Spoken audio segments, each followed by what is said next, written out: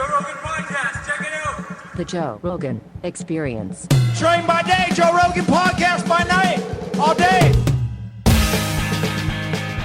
What's up? Good to see you, my friend. Great to see you, Joe. Wild times.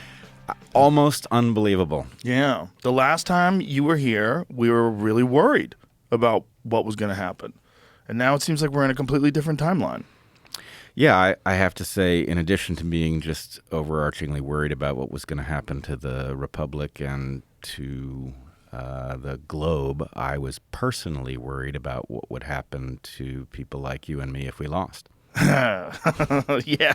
Probably wouldn't be so good for business. They probably would have cracked down. There's that. But I must say, on my darker days, I had concerns even beyond that. And you probably should. Yeah. Yeah, in light of what we now know. You know, it's this USAid thing that's going on. You know, Mike Benz has been on that like a pit bull, and I've been following him on X, and he's going to come back on here and kind of explain everything. But he explained it the last time he was here, and I don't think I really grasped it until Elon's 6 wizards. He brought in some young wizards to go in there and go over the books, and they are just finding crazy shit. It's great, and it's so interesting. I was listening to a left-wing podcast today. I like to mix it up. You know, I listen to all kinds of different stuff, and it was like I was listening to a different world. Like, they weren't even talking about all of this corruption and all this obvious buying of influence. Instead, they were talking about aid overseas and how people are going to starve. And I'm like, it's mind-boggling, and there's also, I have to say, I'm upset at the general pattern of a failure to recognize how right those of us who hypothesized that there was a racket that had overtaken our entire governance structure, we turn out to be absolutely right about this, and no one's going to mention it. That's mind-blowing. It's very strange that the media is ignoring it, especially the left-wing media. It's just too big of a win for the right, and so they're just ignoring it. And then they're just highlighting the good things that USAid did, which I'm sure it probably did. Probably had to do some good things to like at least justify its existence. As a cover story, I'm not even sure. Maybe it doesn't change anything. Obviously, this was a mechanism used to funnel money to all sorts of things that we didn't vote on, that don't make sense in light of our constitutional structure. And I obviously have concerns like everybody else about where this train takes us, but seeing that structure broken up it's a huge relief. They gave $27 million to the George Soros Prosecutor Fund. So our own government is funding this left-wing lunatic who is hiring the most insane prosecutors who are letting people out of jail who commit violent crimes. And that's exactly how this racket worked, is that the ability to tax the American public and then effectively get us to pay for being propagandized, for being surveilled, that's the game. And I don't know what era we currently live in. Obviously, there's a lot that's confusing about what the Trump administration is up to, but I don't think any reasonable person could be unhappy that we are exiting that era. I'm going to read off some of the things that this guy, Kanakota the Great, on Twitter listed. And this is off the Jesse Waters show. USAid, $20 million for Iraqi Sesame Street, $2 million for Moroccan pottery classes, $11 million to tell Vietnam to stop burning trash, $27 million to give gift bags to illegals. $27 million. $330 million to help Afghanis grow crops. Crops. I wonder what those crops are. What's their biggest crop, Brett? It's going to be the poppy seeds for bagels, I'm thinking. $200 million on an unused Afghani dam, $250 million on an unused Afghani road. This is wild. I mean, some of this stuff is really, really crazy. Well, yes, and, USAID is, of course, riddled through whatever international madness it is that caused us to open our southern border and facilitate an invasion through the Darien Gap. So, seeing that structure laid bare is it almost feels like it can't be real. Like it can't have been this close to the surface, and yet here we are. They were spending, is this number correct? I think the number that I read was $600 million every 2 months to ship in illegals. Sounds right. I don't know the number offhand, but what the fuck? Well, you have to realize that basically we had a shadow apparatus functioning. And it involves all kinds of things. It involves payoffs to people who didn't deserve them. It involves contracting to entities that were necessary to get the work done. So I don't think we can properly understand what these numbers mean and what they're actually being used for, but it was a racket. Well, we were always wondering, why is our debt so high? Why is the national debt so high? Why is our deficit so insane? Well, this is it. I mean, how about the one where they paid $236 billion, for chargers? Do you know that they were trying to set up chargers? You mean car chargers? And they only built a couple of them? Excuse me. $40 billion for electric car ports. 8 ports have been built. You know how crazy that is? $40 billion for car ports. But I have to say, as much as this is shocking, I wasn't surprised. I thought that effectively our entire system had been turned into a racket and that we were basically being fed a cover story from it. And it's weird to now have the evidence of this, but I think it was apparent that whatever had taken over our system wasn't interested in the well-being of average people, that it was interested in the power of the state to take people's resources and redistribute them, and that really is what's been going on for most of our adult lives. And it's also important to note that this progressive, left-leaning, radical left arm of the government, of the country, was manufactured. Yes. It's all manufactured. It's all manufactured and supported. It's not organic, which is really fascinating about the other side, because the other side, the reaction to it is organic. Say what you want about the Trump administration and what you think about him. That was an organic shift where people were like, fucking enough. Yes, it was an overdue reaction. Yeah. The cover story that what we were up to was righting past wrongs was so pernicious and pervasive that it was hard to get our footing to challenge it. Right. But it shouldn't really be surprising that movement wasn't organic. Of course it was induced. It was a cover story for theft. And we're going to be waking up to the magnitude of that theft for quite some time. Have you ever heard of the audience effect? It is a psychological theory that our behavior changes when we know we're being watched. And here's the thing, we are being watched. When you use the internet, data brokers watch and record everything you do online, even if you're using a private browser. But you don't have to become a slave to the digital surveillance state. You can free yourself with ExpressVPN. With ExpressVPN, 100% of your online activity is rerouted through secure, encrypted servers that hide your IP address. That means you can get to use the internet with real freedom and privacy. ExpressVPN is easy to use. It takes just one click, and it works on all of your devices, even smart TVs.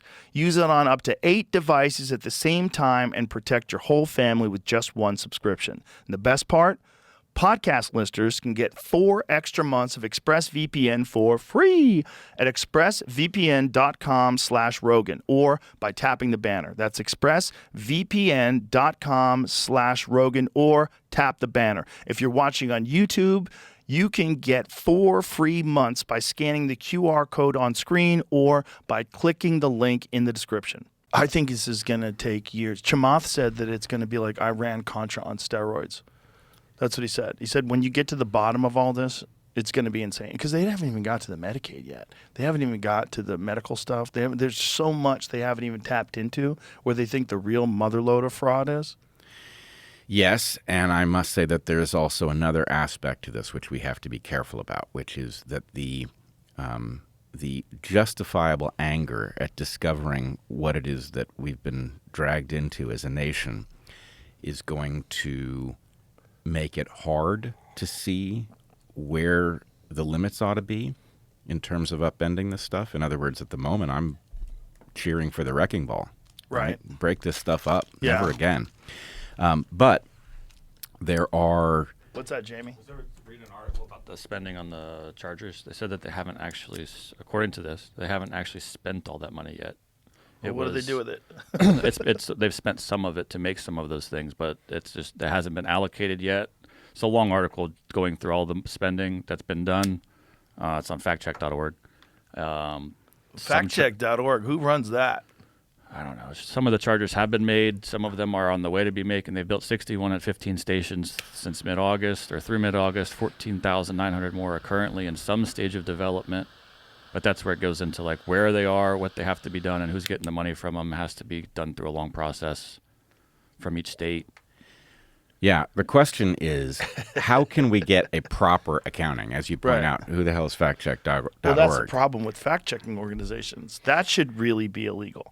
Like, I think if you're a fact-checking organization, we should have stringent rules on what influence is being peddled. Like, who's paying for these fact-checkers?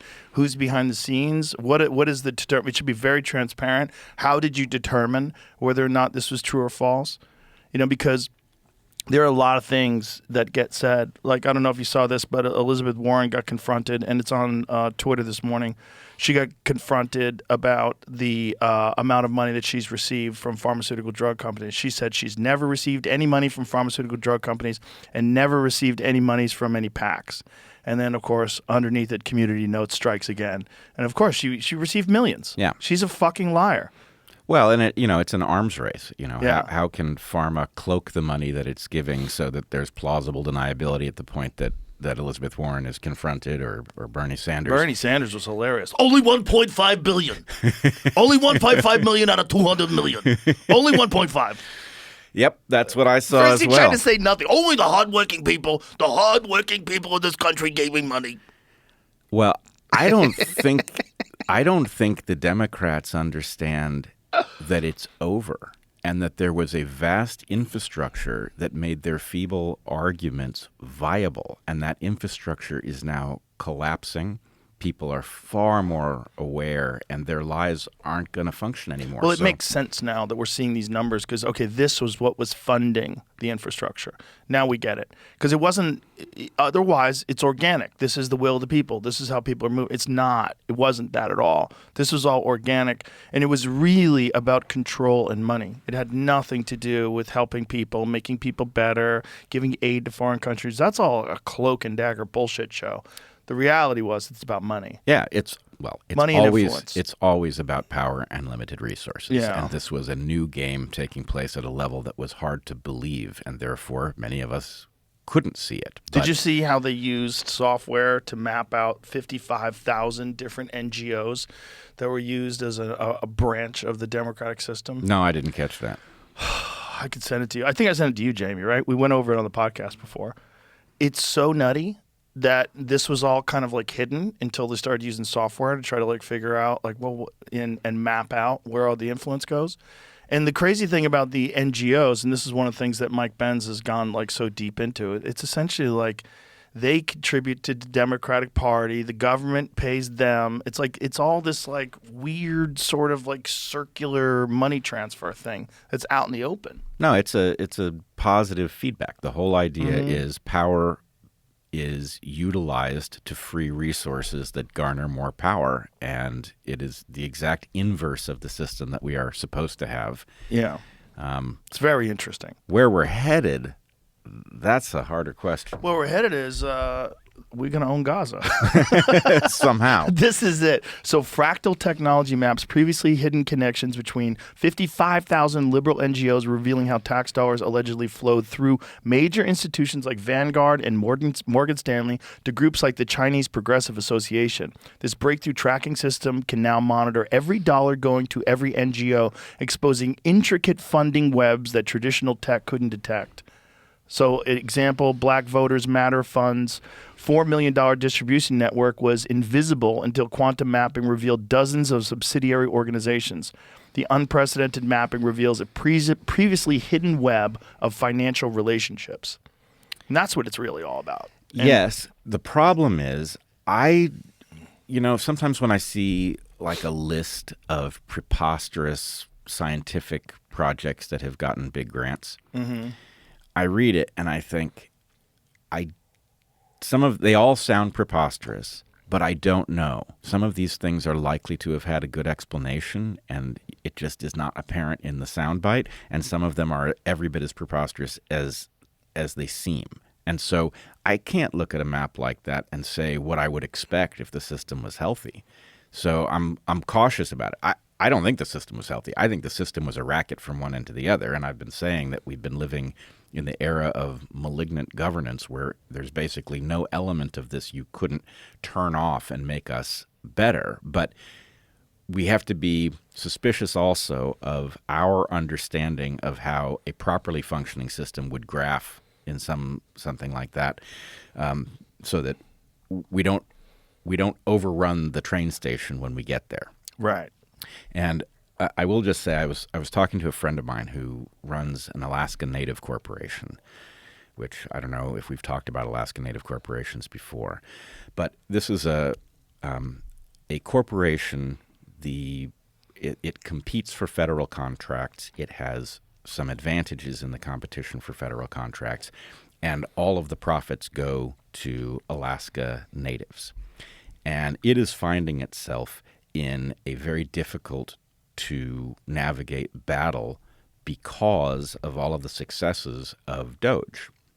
So the Alaska Native Corporation is utilizing something called the 8A program. The 8A program is a program that gives advantages to disadvantaged people. And at some point, that ability to use the 8A program was granted to Alaska Native corporations. Well, the 8A program is now under attack by some large corporations, federal contractors, who do not like competition from things like Alaska Native corporations, and it is being portrayed as if it was based on race, which it isn't. Anybody can use it. It's not a race-based program, but because people are in a mood to dismantle all of this left-wing solution-making corruption, these mega corporations are finding it easy to target the 8A program, and they are persuading members of Congress that it doesn't belong. And this is going to be a tragic loss if this program, which works well, is dismantled in the fervor to go after all of the stuff that should never have been. What does this program do exactly? It provides a mechanism for disadvantaged people to compete for grants. It's really not race-based. Anybody, So would you just have to live in Alaska? No. So they're two separate things. Alaska Native corporations are for Alaska Natives. Right. When you say Alaska Natives, you mean people who live in Alaska or No. Inuits? I mean Arctic peoples. Arctic peoples. Yes. So the original people of Alaska before we bought it for $50 from the Russians. Exactly. We bought it for $50 from the Russians, and then after the discovery of oil in Prudhoe Bay, the U.S. government realized that it could not afford to give the natives of Alaska sovereign land rights because it was going to need to do things like put a pipeline to transport oil. So instead of giving them reservations and sovereign land rights, it gave them some abilities to compete for federal contracts as Alaska Native corporations. So it's an interesting program that does a lot of good, but its connection to the 8A program now has the good that it does in jeopardy. And I don't know how many stories there are like that, but we need to be careful that our excitement about watching all of this nonsense torn apart doesn't cause us to tear apart things that actually are functioning well and don't suffer from the defects of the DEI madness. Got it. So this thing that allows disadvantaged people to get grants, like how's it structured? Oh, that I couldn't tell you. Okay. That I couldn't tell you. We could look into it. It's easy to look up. It's the 8A program.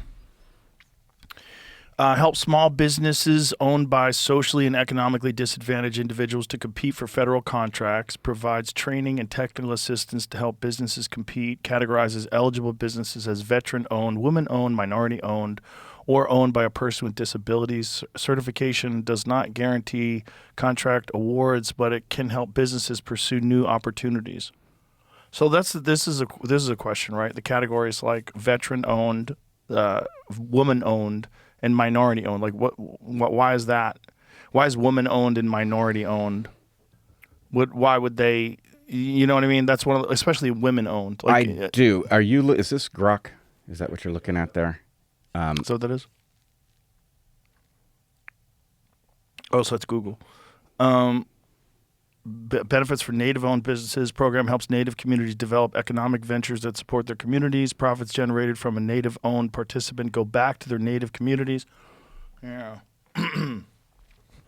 So I'm not in a position to answer detailed questions about 8A, but what I would say is there are some good things. There are quite a number of success stories that this is exactly what we want for disadvantaged people. Right, to we want provide a real mechanism, social safety net. Yeah. Not only a social safety net, but something that provides an opportunity. Hey, build a business. Right. This is what we want you to do. This is the mythology of our system is, pull yourself out of your disadvantaged state so that you don't need help.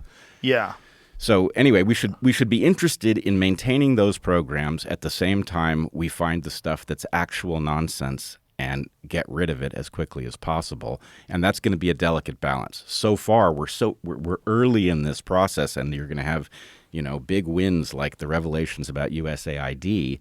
But the day will come soon enough when we're talking about discussions where we actually have to do a cost-benefit analysis on the programs that are targeted. Right, and we have to realize that there are programs that benefit people greatly and are really good for the entire country as a whole. Absolutely. And that's like the problem when you if you're a left-wing progressive person like we both sort of identified with up until a while ago, and then all of a sudden the entire country takes a polar shift. You don't want to lose your own ideas about what's important and what things that we should contribute to with our tax dollars.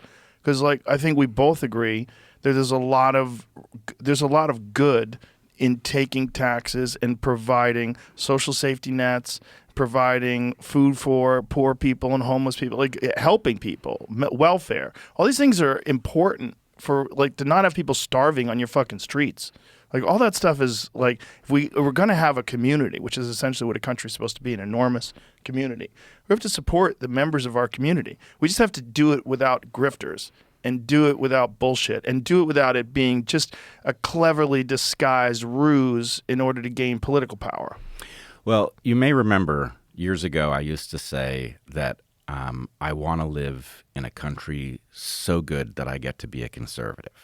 Right? I'm a liberal because there's a lot of problems with the way our system works. But the objective of all of that progressivism ought to be a system that doesn't require intervention in that way, in which everybody does have access to the market. And so people really can be responsible for, lifting themselves out of whatever. Literally the rising tide lifts all boats, which should be everybody's thought process. Yeah, a fair system in which everybody starts out with the tools that allow them to take advantage of the market. That's great. And I want a system in which lazy people don't have money to spend and are motivated to become unlazy. I don't want people profiting from destroying opportunities that belong to other people. But if we had a system that was like that and everybody had the tools to utilize it, then we should want as little intervention as possible. Yeah. Wild times. Just wild. What a fun time to be alive. It just feels different. I have to tell you. I don't know what's coming, but it's at least it's at least delightful not to know what to think. Yeah. Right? The cynicism that was required to understand what was going on 2 months ago is now no longer required. You actually have to think about what you're told is coming down the pike and think, well, I don't know, is that a solution? Is it a negotiating tactic, or is it a solution that's actually being proposed, and would it work? And right. Like, are we really taking over Gaza, or is this just a bullshit marketing ploy? Like, what is this, like some negotiation tactic with Israel? Like, what? Because, like, the look on Netanyahu's face when Trump was talking about taking over Gaza, it was like, what? You could see his face. He was just like, what the fuck are you saying? I have to say, I almost feel like it was worth the price of admission right there. Just to watch his face? Yeah, like, look, you want to let us in? Oh, you want us help? Okay, we're going to set up bases there. And instead of, someone was describing this on Twitter, instead of a response time to any action Israel takes, taking days, it takes minutes. Well, I am not a fan of Netanyahu's, as you probably know. My sense is that the relationship of Netanyahu to the Israeli population is more or less like the Biden administration to the U.S. population. Well, they were even not on the same team. Even more against it because they were protesting in the street, hundreds of thousands of people up until October 7th. That was one of the reasons apparently why they think they got their pants down, or they got caught with their pants down on October 7th, because they had so many troops that were around these protests. So they had hundreds of thousands of people protesting in the streets because Netanyahu was trying to expand his powers. And this just so happened to put him back in charge. But in any case, to see him back on his heels, that was a good sign. Now, I am, of course, concerned about the idea of, I'm not even sure I know what I heard, right? We're going to make Gaza into... Going to be the Riviera of the Middle East. That was a pretty good impression. The Riviera of the Middle East. Oh, my God. What a crazy time. And just to see all these politicians freaking out, that is amazing, too. It's really amazing. It's amazing to watch. It's amazing to watch all these left-wing people suddenly... Bernie Sanders making a post about how Donald Trump is trying to silence independent media was the wildest fucking gaslighting I think I've ever seen from a politician. Independent media? You mean fucking CBS? You mean CBS that edited that Kamala Harris interview to make it look like she had a really good point? 100%. And then I don't know if you caught Alex Soros reposting this claim that basically you have an unelected cabal wielding power. I mean, that's you. Yeah, that's you, Alex. That's your dad. This is crazy. Yeah, no, it's a very, very strange historical moment. Also, it's like you haven't addressed any of the exposed corruption. All you're talking about is the horrors of dismantling this amazing organization. What about all the shit that they've uncovered? There's not even a counter argument. Like, no, we need to fund gender fluid dance in fucking Turkey. like, what are you talking about? We need $200 million for Starbucks Keurig cups. What? Well, I mean, again, I said a lot of stuff over the years about the fact that our civilization had become a racket. Yeah. And the fact that we were living in the era of malignant governance, and that basically I'm concerned as somebody who believes in good governance that there's almost no component of this that you couldn't remove and create an improvement, that's not a message you want. Right. I want a message in which we govern as lightly as possible, but we do it really, really well. And an era in which you can cut off any limb and the patient gets healthier, that teaches the wrong lesson about governance.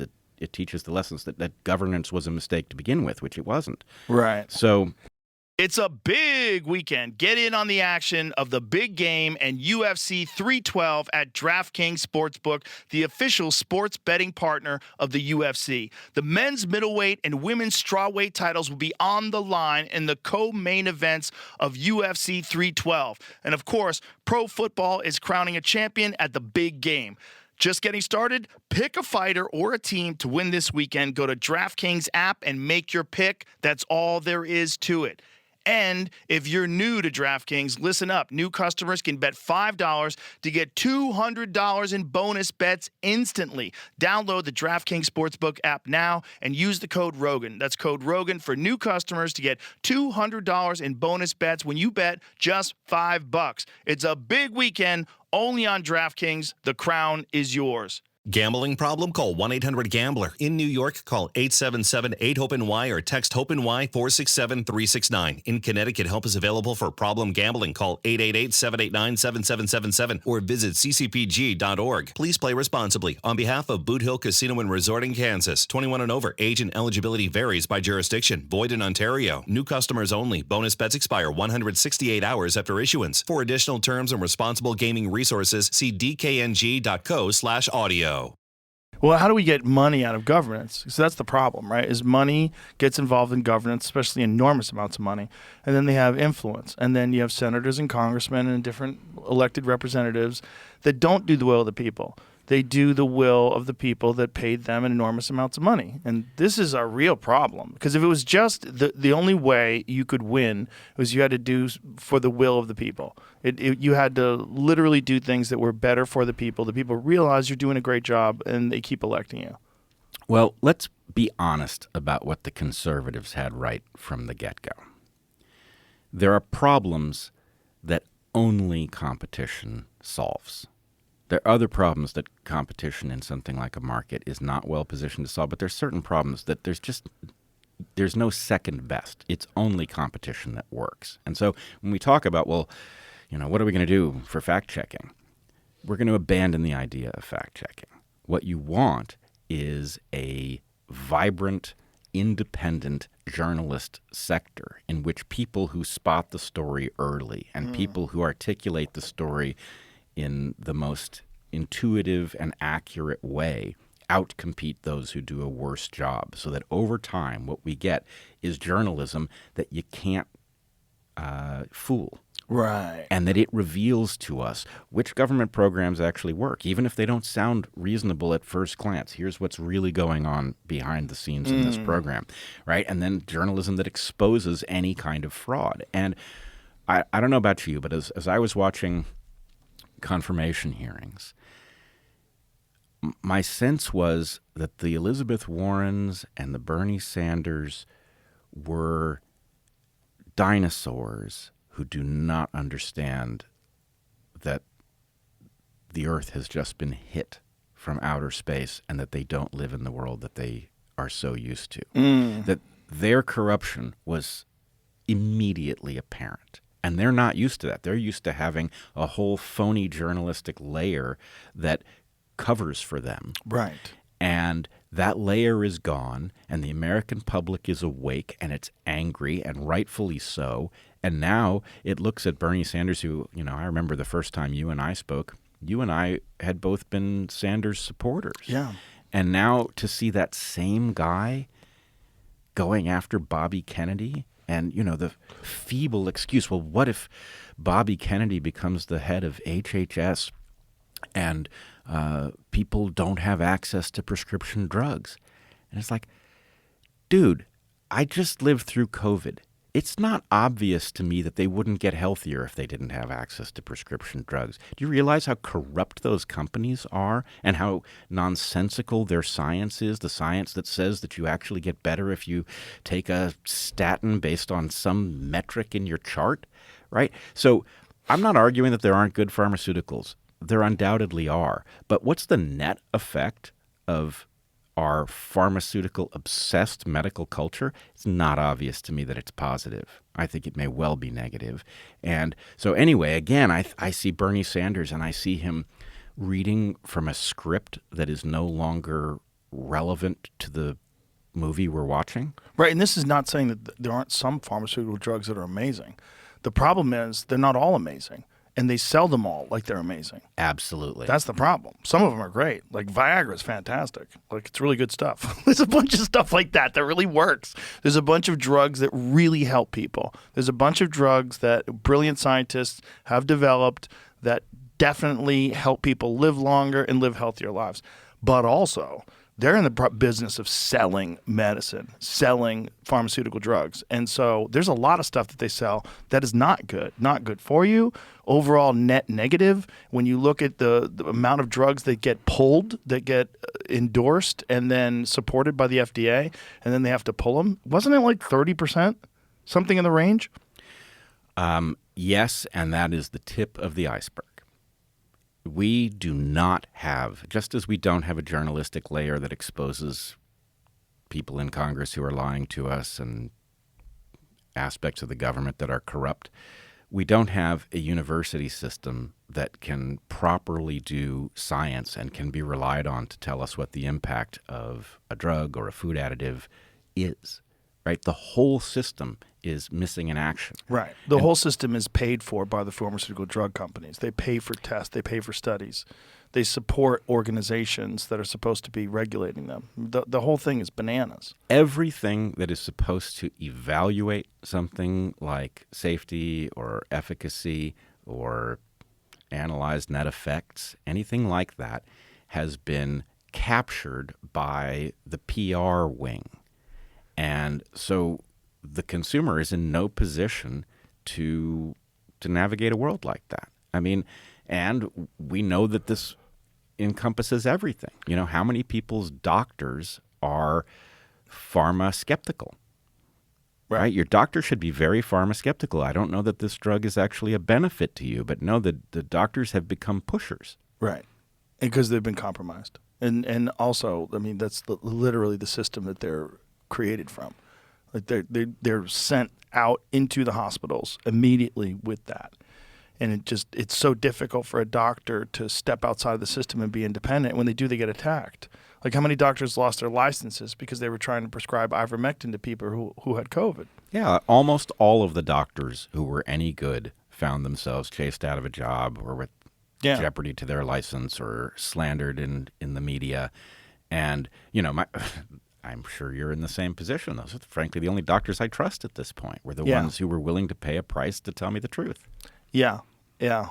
My doctor that I know out here won a case, but they were about to lose their license. Yeah, and just for prescribing ivermectin. No, that should be your first question, Doc. Is how did you do over COVID? Yeah, and if they have nothing interesting to say, I would just turn around and walk out the door. Yeah, imagine going to a doctor right now and they're telling you should get your COVID shots. You should stay up to date. Imagine. Well, I find that bad, but at least I know how to interpret that. What I don't understand is what I'm supposed to do with the doctor who did recommend the shots, has stopped recommending them, and has not talked about said something about the change in their perspective. Right. Yeah. Yeah, I have a problem with that with social media influencers too. 100%. People that were pushing it and then have not publicly corrected course, have not said I was wrong and this is why I was wrong. Like, I can't fuck with you anymore. If you can't say that you were wrong about that, then I just can't.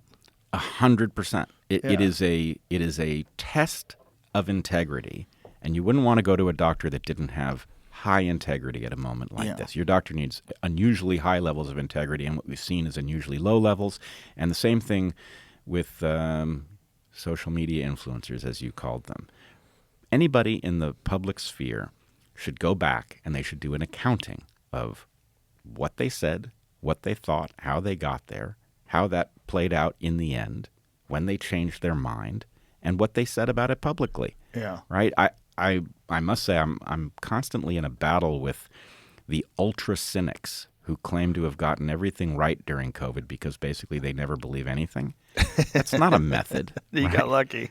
Right, you got lucky. So it happened that you stumbled into a full con game. You stumbled into a con game, and yes, you didn't buy it, but that's not a demonstration that you know how to think through the next one. Right. Right? Correct. It doesn't demonstrate anything. Right.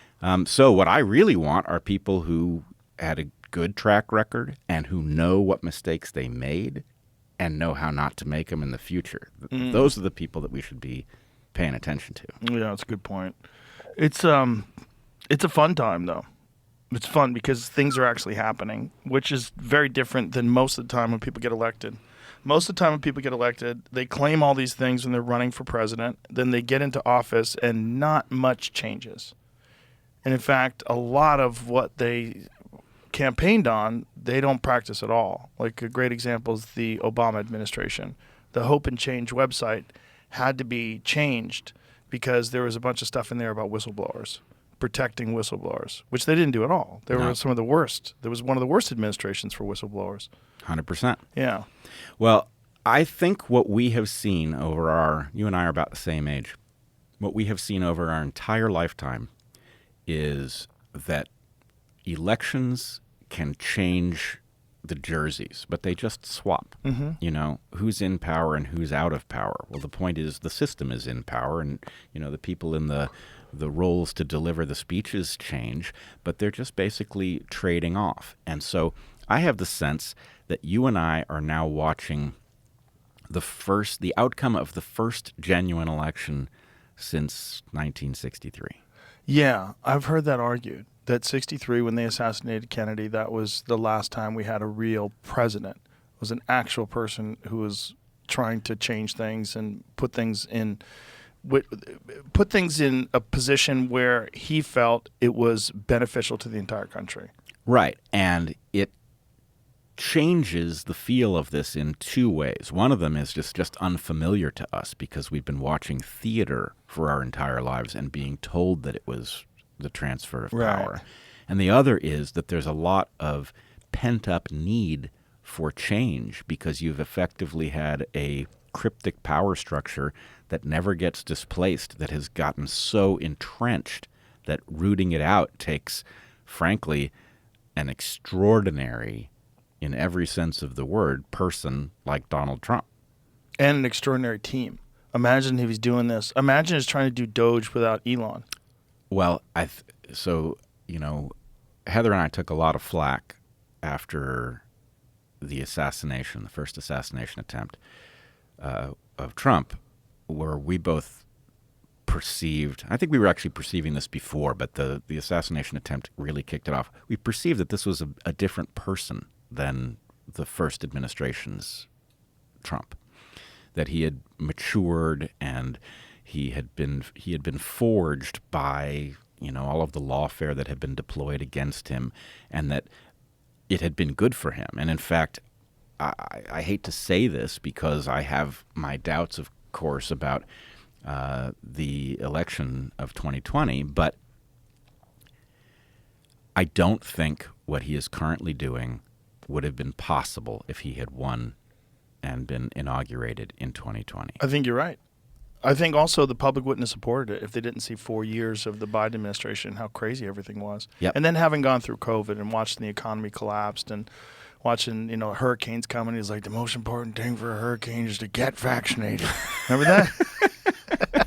I do now that you mentioned hurricanes coming, get vaccinated. Yeah. It's very important. Everything's harder if you're not vaccinated. Everything. We lived in a movie. Bad one. We went through a fucking crazy Coen Brothers kind of apocalyptic movie. A poorly written, poorly directed movie. Yeah. With, you know, an extraordinary budget and almost no need to pay attention to continuity. Yeah, it was weird. It was bad.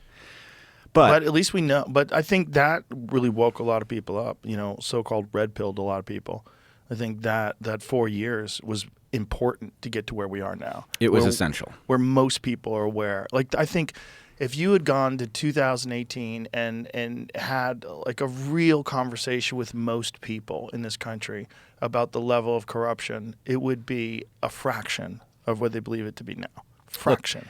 Look, I know this to be true because, you know, I tried to spark Unity 2020 and make it work. And you were banned on Twitter. I was. Explain that to people, because one of the things, the difference between the new Twitter, thank God for Elon Musk, and the old Twitter, you guys tried to put together a unity party where you would get the best representatives from the left and the right together for the good of the country. And like, that's dangerous. It's dangerous. And they even lied about us. They said that we were engaged in inauthentic behavior. Basically, they accused us of using bots, which we didn't.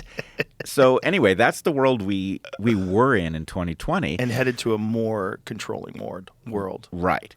And then in 2024, there's what I think of as a continuation of the same idea, right? There's, Rescue the Republic was what it looked like in 2024. And the point is that actually worked. That was an organic unity movement.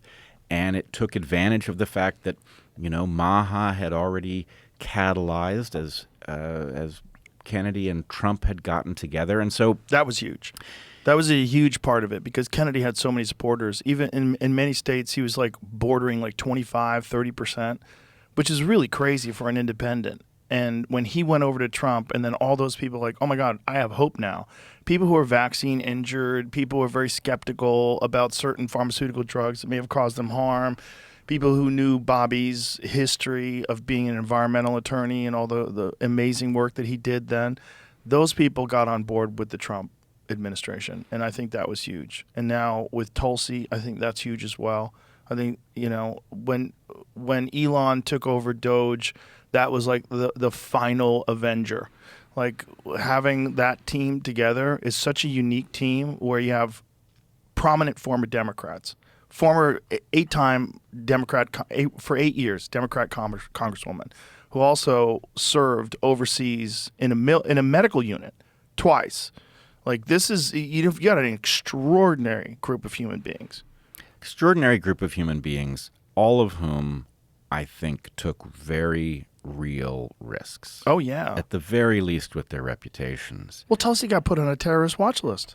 Of course. Which is fucking crazy. And it was a gamble. Each of these people, Kennedy, Musk, Tulsi, they knew that they were taking that risk. And it was clear that they were motivated by patriotism. That they actually, this is what a soldier does, right? You know that you're taking risks for something that matters more than you. Yes. And, to watch Elon do it, I think also was just remarkable because, of course, in Elon's position, he could have done, what Zuckerberg does, right? And he could have played it safe and kept his options open and done what he was told right. And then, apologized for it later, sort of, right? That wasn't what Musk did. He actually had the courage of his convictions. As many people have noted, his liberation of X set the stage for this election to even happen.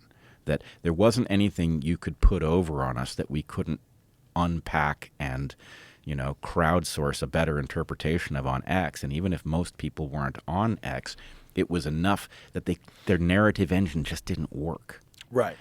So, and if you look at a viral post on X, a viral post about something that's very important, like that has to do with USAid, you will see 7 million, 8 million views, 10 million views. There's nothing equivalent like that to mainstream media. There's nothing even close.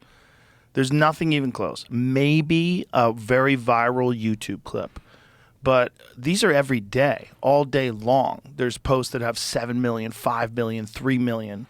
And people are reposting them as well and sharing them and taking the information and posting them, without credit. There's a lot of that going on. So the actual amount of the information that gets out is far more than it would have ever happened without Elon taking over Twitter. It's probably changed the course of our civilization in a way that nothing else could have done. Yes, and I think it's a little bit deceptive because its size doesn't quite explain its impact. But it's a little bit like the higher reasoning centers of the brain. Like there's a collective consciousness in which we figure out what we think is true. And it's been downstream of this amazing propaganda engine.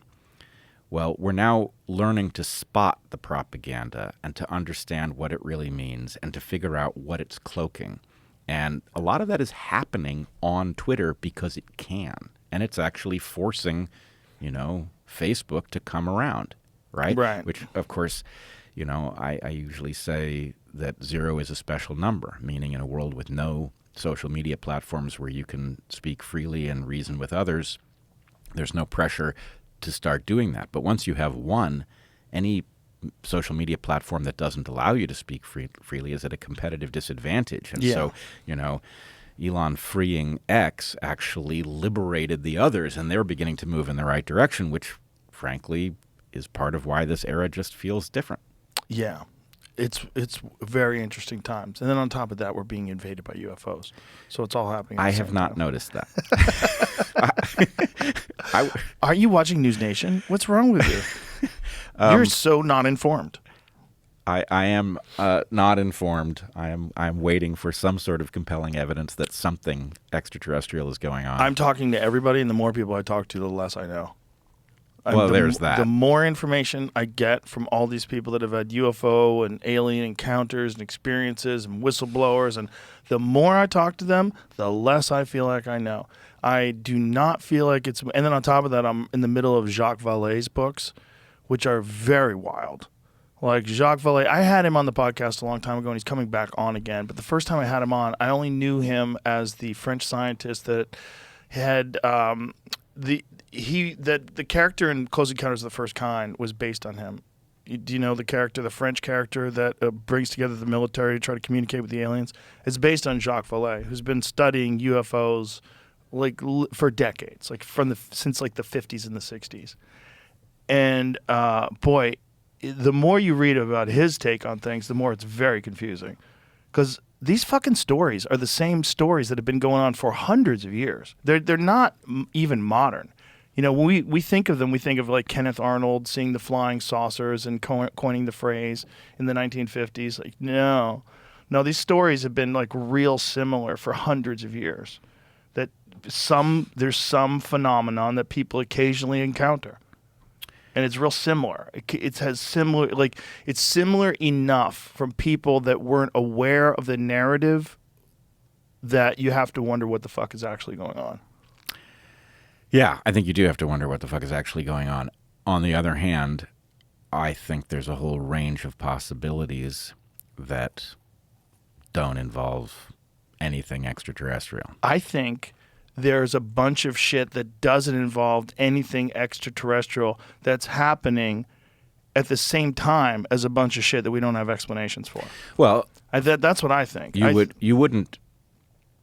That would not be shocking. If there was something to cover, you might decide instead of trying to keep it under wraps, you would bury it in so much low-quality bullshit that nobody would be able to find it. That's what it feels like to me.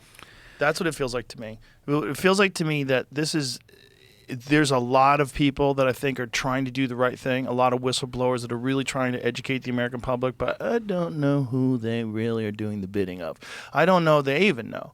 I think if I was the government, let's pretend that I was some gigantic arm of the military-industrial complex and I had some literal recovered flying saucers, I would come up with the dumbest fucking stories and put them in binders and leave them on desks and hope that these people leak this shit. And the more dumb shit they leak, the more the actual reality of what we possess. Like, let's say if the government really did find a flying saucer in the 1940s, really did back engineer the propulsion system, really did apply it to drones, and they really are flying them around and they have them. Well, what I would do, I would make up some crazy shit about, a mothership that's 47 years away and it's coming and it's as big as a planet. And I would come up with the wackiest stuff possible and get it all out there, put it all out there. We have 57 different species all in a fucking freezer somewhere in Wright-Patterson Air Force Base. And I'd just ramp up the bullshit in as many ways as possible. They've controlled all our nuclear test codes and they hover over our facilities. We're powerless to control them. I would say everything as wacky and crazy as possible so I could keep flying around these gravity propulsion vehicles that we've developed. Well, I must tell you, I'm skeptical that those vehicles are vehicles. What do you think they are? Projections. Projections? Yeah. In what way? But what if you could monitor them if you see them on radar, if they visual, they're seeing them going into the water? Like, what is it? I'm having a deja vu moment here, or we've discussed this before. I don't know which it is, but the basic rubric is physical stuff displaces air, which means it makes noise when it moves. And right. I don't quite see the logic behind suppressing that fully. I don't see the capacity to suppress it fully. Who knows what I don't know? But my guess is if you had actual craft moving around in the ways that people who have observed these things think they've seen it, that noise would be an inherent part of the phenomenon. But why would that be the case if it operates on a gravity propulsion system that essentially bends space around it, and instead of creating a sonic boom because it's flying through the air, it's not flying through the air, it's displacing space? Well, I don't even know what displacing space means. I don't know what a gravity propulsion system means. Right. But I'm trying to imagine some futuristic sci-fi version of a propulsion system that doesn't involve pushing something out the back. It doesn't involve exhaust, like a rocket. I'm not necessarily requiring engine noise. I'm requiring air noise, passing through the air. Yeah, passing through the air noise that, as the air collapses, as the craft moves, the air collapses behind it, that you'd hear something. You mean when it's moving fast? Yes, especially if it's moving fast. But if it's not really displacing the air around it, and if this is what allows it to go through the water as well with extreme speed, so one of the crazier things that they've monitored is something moving underwater that's huge, like size of a couple football fields, at 500 knots. So this is exactly my problem. Is there's two realms. There's a realm in which I understand the physics of the universe enough that I can evaluate that claim, and then I can say, well, it's not obvious to me how you go through the water. The water has to be displaced, and water is denser than air in terms of how much matter there is, how many particles there are, and therefore it ought to be harder to move through than air. I would expect noise in the air. I would expect something similar in the water. And the fact that these things behave in a couple of different ways. One, they're silent. Two, they turn in ways that would challenge a biological critter profoundly. Three, they move at speeds that are improbable in light of what we understand. Now, I'm not saying there can't be lots of stuff we don't understand, but what I'm saying is all of those things have a simplest explanation, which is that craft isn't matter. Right? It's a projection. Now, what kind of technology would even be available that could create a projection like that? Well, that I believe we have. I'm not expert in it, but you can project from above or below onto material. It can even, I think, be done in clear skies, right? Especially if you had a substrate, and I don't know whether to go down this road. Let's go down that road. What do you mean? Well, there seems to be a certain amount of experimentation with particles being released from aircraft for some reason. I would assume and have long assumed that there is experimentation with altering the albedo of the Earth so it reflects more light back into space. Well, there's certainly proposals. It's certainly been discussed, and this is something that Bill Gates has been involved in. Yeah, and I don't think one of the things that we many of us came to understand during COVID about proposals is that very often the proposal comes after the experiments have already begun. Right? You propose an experiment that you've already done, and then you recoup your investment when the grant is given. So anyway, I believe that there's been some experimentation with releasing particles. I think it's an insane experiment to run. It's diabolical, frankly. You have no right to alter the Earth's atmosphere without us at least having a global public discussion about the consequences. I believe this is an informed consent violation, and that I take those things very seriously. Those were hanging offenses at the end of World War II. But nonetheless, if you drop particles into the atmosphere, those particles are largely not visible. Right? They have impacts. But Could they be used to project a craft that wasn't onto a substrate you can't quite see? I don't know. So it would have to be a substrate. So would there have to be particles, or is there a potential technology that would allow you to project something into the just actual air, clear blue sky, a physical thing, something that looks like a physical thing? Well, let's put it this way. First of all, there are always particles, even if what we're talking about is air. Navy laser creates plasma UFOs. It's at least 4 years old. Remember I showed you that one YouTube video that one time that shows these little plasma things dancing in the air? Oh, yeah. Find that video. Yeah, that's almost describes that. They've created stuff to trick missiles and different homing devices. Not that that's what this is, but it's a potential explanation for what some of it is. It's in the right neighborhood, at I'll least. find that video, though. So let's just say, first of all, this is where I would want a robust university system and a robust journalistic system to dig, because there's a lot you need to know that you could figure out that would tell us whether or not what we're looking at are really distant craft moving at tremendous speeds, or it's an optical illusion. Let me just give you an example. You'll probably have. This is 10 years old. Whoa. Huh. And they could do it in patterns like this in the air? This Look. is what they could do a long time ago. With Aliens. What they're showing So on they're YouTube. making a butterfly out of plasma bulbs in the air. Huh. Or plasma That's pretty balls. good. I've seen a few other Pretty things like that. wild. Here's the And one pretty that I showed silent. you. What? Oh, my God. That's pretty good. That's insane. Oh, my God. Now make a 13 years tic-tac. old. So a 3D display in midair using laser plasma technology. So if you were somewhere and you encountered these things, you would absolutely think these are alien craft from another dimension that's come here to communicate with you. And imagine that you saw that outside. Right. You wouldn't necessarily know how far away the object was, and therefore you course. wouldn't necessarily know how fast it was moving. You'd misjudge it. And Right. to give everybody an example that they will have familiarity with, I was driving down the highway at one point, rainstorm, but the sun was shining, and I saw a rainbow. And I've thought a lot about rainbows. They're pretty interesting. And I realized that I could tell that although the rainbow looked to be 10 miles from me or something like that, it was actually feet from me. And I could tell that because the rainbow came down onto the road and I could see it in front of the guardrail. Right? Continuous rainbow where the parts up here look like they're closer to the mountains in the distance. But when I see where it's continued down into the spray off the road, it's actually 10 feet away. Right? So the mind is building a model of stuff, and if you give it the wrong cues, it'll totally misunderstand the distance that it's looking at.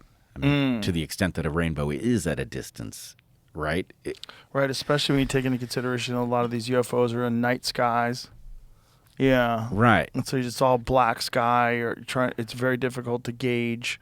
So if you had Depth. a robust journalistic apparatus, what it would want to do is figure out, well, if person A was standing in location X and they saw a craft moving at what appeared to be 200 miles an hour at a distance of 5 miles, then the question is, well, who else would have seen it? And if we go and we ask people who were standing in those locations, did they see it at all? Because if they didn't, then maybe the thing was inches away from the person being projected locally, right? And they only felt like they saw something at a great distance. So what is your take when you keep hearing all these congressional whistleblowers and people coming and talking about that we've been in contact and we have in our possession multiple craft that are not of this world? Like, what's all that? Well, I'm going to share credit with Ben Davidson for this, but the basic point is PSYOP until proven otherwise. Yeah. And PSYOP until proven otherwise, I think, is a very functional way to approach this, because depending upon what kind of program we're looking at, and there obviously is governmental involvement in whatever it is, either concealing real stuff or pretending that it has real stuff that it's pretending to conceal or whatever it's doing. Right. There is every possibility that there are sort of layers of awareness, and at the bottom layer, there may not be anything alien at all. But it may be that people fairly close to the center have been shown something. I mean, I don't understand what the purpose of any of this stuff is. Either talk to us about the aliens and when they started to visit and what it is they seem to want and whether they're still here and whether they're going to be back and whatever we know. That's what I would do. Any excuse that says the public can't handle it, I think, is just nonsense. But isn't the problem if you've been let's pretend that there is a real crash retrieval program and there are real aliens. If we've been hiding it for so long, then it's very difficult to not hide it anymore. It's almost like kind of like being in the closet. Like, even though there's no reason to be in the closet in 2025, there's a lot of people that are still in the closet. Yeah. And I think part of the reason why they're in the closet is because, like, they were in the closet 20 years ago and they've been lying forever and they don't want to come out. So that's just a person with social consequences. Now imagine a government. So how are you funding these things? Were you lying to Congress? You have a crash retrieval program. How was that funded? Like, let me see your budget. Let me see where did you allocate the money? This is fraud. Okay, now you're getting into a situation where people can go to jail. There's perjury. There's people that have lied on the witness stand. So, like, if that's the case, then I understand why you would continue for your own personal benefit, just for your own personal protection, your own personal interest, to keep things secret from the American people. Then there's also the attitude that government does have. There's the infantilization of our people by the government. That's always been like they decide that malinformation is a thing. So what that is information that's true, but it could fuck you up. So we're gonna say it's bad. It's bad information, even though it's accurate information. So this is like, you're a baby. You can't handle the truth. That's basically what that is. It's the government's version of it. Now, that sort of attitude, which clearly persists throughout the entire federal government, wouldn't you apply that sort of thinking to something as powerful as an actual alien contact that we have been experiencing for decades and they've been lying about? All right. Well, as long as we're just sort of fantasizing about wild stuff here, Fun imagine times. that Donald Trump were to be elected president for a second time and he was pissed off and he was to nominate Tulsi Gabbard for the director of national intelligence. And then she was only hours or at most days away from being confirmed by the Senate. Then when she gets in, presumably, she wouldn't have investment in all of those years of lying about this, and she might feel obligated to tell us and the public what the hell's going on. Maybe we should edit that part out so she gets confirmed. Yeah, we could. All right, fair enough. Just kidding. We don't have to edit it out. But, yeah, that's the hope, right? The hope is she's a very honest person and a real patriot, and she would want people to know. 100%. Also, we've got Elon on a separate track. He's going through the books and finding all of the nonsense. And so presumably the effort to hide whatever it is, either to manufacture the impression of UFOs or to hide what we know about them, that's going to have a budget somewhere. Yeah. Yeah. It's all interesting. But it's also, I always assume that when something hits the zeitgeist and is like prominently out in the newspapers and media and websites, and I always assume that they're covering something else and that this thing is the big distraction. And that's what I was thinking while the UFO thing was happening over New Jersey. I was like, okay, what are they distracting from? What's the big distraction? Because it seems like that's what that was. That just seemed so forced and so obvious. And then the Trump administration says, oh, they were ours. Right. Like, well, okay, well, why were you doing that? Why were they doing that? Why didn't they say they were ours? Why did they freak everybody out? Why did they send jets to go scramble after them and then they turn their lights off and disappeared? Like, what? So there is the question of what they were trying to distract us from, if that was their purpose. But I also find this is, again, become a kind of theme in my life. This is also a violation of informed consent. If those were our drones and they were nightly traumatizing the residents of New Jersey and pretending they didn't know what it was, that's a de facto experiment that they were running on the citizens of the country. They have no right to do this shit. Yeah, that's a good point. Yeah, that should be illegal. 100%. Yeah, especially like lying about it and not telling us what you're doing, and then just keeping everybody in the dark for weeks, where people were really panicking. One doesn't know until you see this stuff enacted where it's going to lead. But my sense is I don't want my government lying to me ever again with the excuse that it's for my own good.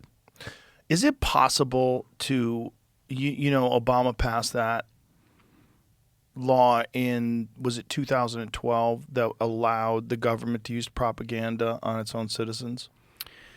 Remember that law? I'm trying to remember. This is not the NDAA 2012? No. NDAA is that's the Authorization Act. That's indefinite detention. Yeah, that's indefinite detention. This is different. This is the use of propaganda.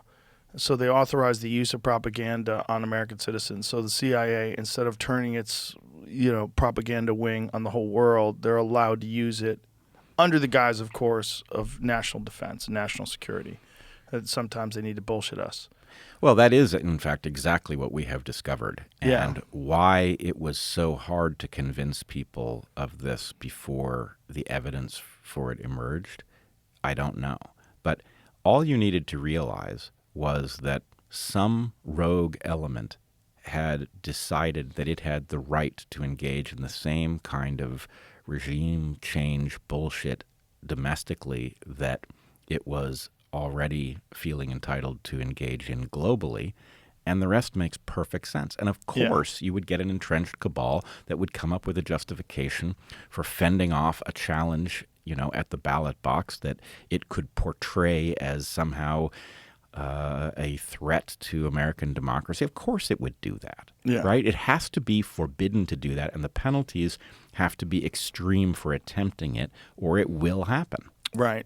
So the argument against that is not the argument for using it in America, but the argument is you need organizations like that to do that worldwide to counteract the fact that other countries are doing that worldwide, and that there is some sort of a psychological game that's going on. There's a propaganda game that's going on with all countries, as well as they're doing it against us. We're doing it against them. We need to be sophisticated in how we employ these things. Otherwise, we're going to lose very important parts of the world. It's key to the national security of the United States. We have to have things like that in place.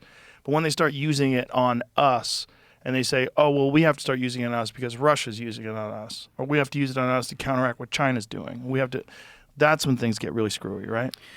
Well, yes, but I also am not sure that I buy the international rationale either. And I think, as much as I understand it, right, we have to be mature about what's possible in the world and what implications it has for the Republic. On the other hand, to the extent that we believe in self-determination, where exactly does our right to interfere with other people's self-determination come from? Further, I do think that there's a kind of end state for the governance structures of Earth. That what we have in the West, an agreement on a level playing field, an agreement to compete with each other by attempting to produce better stuff rather than by interfering with our competitors' ability to get to the market, that view of the West is superior, and it is also contagious, that it makes for a safer, more rewarding, fairer, less warlike system, and therefore there's a very good reason for people to want to adopt it. So, that sounds great, though, but isn't that slightly naive when you take into consideration the amount of espionage that we know exists in American corporations and in American educational institutions? Well, I'm not arguing that you just go and live your values. What I'm arguing is that those values are superior, that they are sticky and contagious when they take hold, and that anything you do where you compromise on the idea that that's the objective is to get Western values to catch on across the world. Right. Anytime you decide you have a right to do something else, you're dragging us onto a slippery slope. Okay? You will disrupt other people's self-determination. You have no basic right to do it, and it will eventually come home and be done to us. So I don't know what the sophisticated way to make it maximally likely that other societies take on those values is, but I know that it was happening organically without us having to do terribly much. And so the real question is, how do we make that a winner so that it organically catches on, and how do we reinforce it when it does? How much are you paying attention to DeepSeek and the AI competition that's going on right now? I am loosely paying attention to the AI competition. I'm conflicted about it. I don't think there's anything we can do to regulate AI competition that doesn't make matters worse. I'm very concerned about the outgrowth of this transformative technology. I think even the most mundane disruptions that will come from it, things like disruptions to the job market, are going to be a profound challenge to our society, and we're going to have to come up with an approach that allows us to tolerate the disruption. I used to think the approach was universal basic income, but now I'm conflicted because now I just take into account human nature. And, unfortunately, I don't think it's good for people to just give them free money, even though you need to. I think it's ultimately bad for them to be dependent upon it.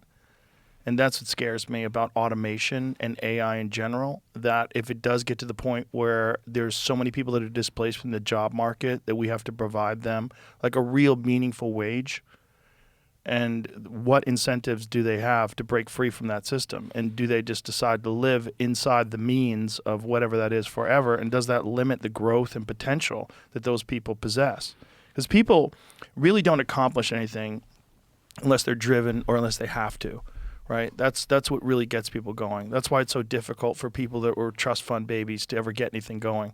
I mean, we all know the trust fund kids that are they do drugs and party, and they're materialists, and they're really lost. That's really common. Like more common than not, right?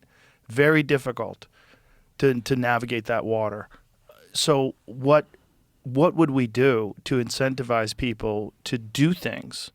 Like to have this healthy, thriving, artistic, creative, innovative economy that we have right now. Like, how does that continue if so many people are displaced from the job market?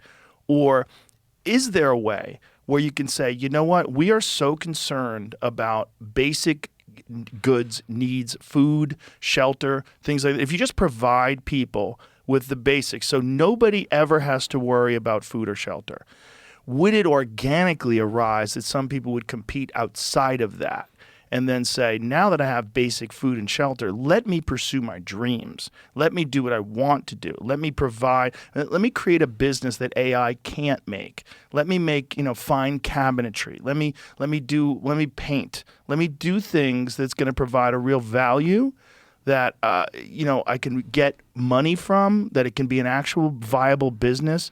And maybe the way to incentivize people to do that is to never take away their universal basic income. So it's not like welfare, where one of the things, like my family was on welfare when we were young. And when they got off welfare, it was like a nice thing to know that we're providing for ourselves now, but you have to do that. You have to break off the system, and then you don't get the checks anymore. But what if the people just keep getting universal basic income, and we just rewire the way we think about food and shelter? We think about food and shelter as just something that everybody should have, not like tons of money, not indispensable income where you can just buy fucking junk food and garbage and do cocaine all day, but have enough where you can live, and then have people pursue a life that is more meaningful. But you have to give people incentives. They have to be somehow or another either personally motivated to do that, encouraged by the culture to do that. It has to be something where people develop this desire to do more. Well, let's talk about the ultimate source of this problem. Our ancestors, our hunter-gatherer ancestors, even our farming ancestors, lived in a world where the world itself provided the incentive structure, right? If you didn't work hard enough as a hunter-gatherer, it manifested as hunger and jeopardy. So people were naturally incentivized to invest in the right kind of stuff. And the right kind of stuff is hard work in some cases, where, you know, you pursue the materials that make your hut better, that procure more food for your family. Or it could be insight, where you figure out some way to do something better so you make more with what you've already figured out how to get.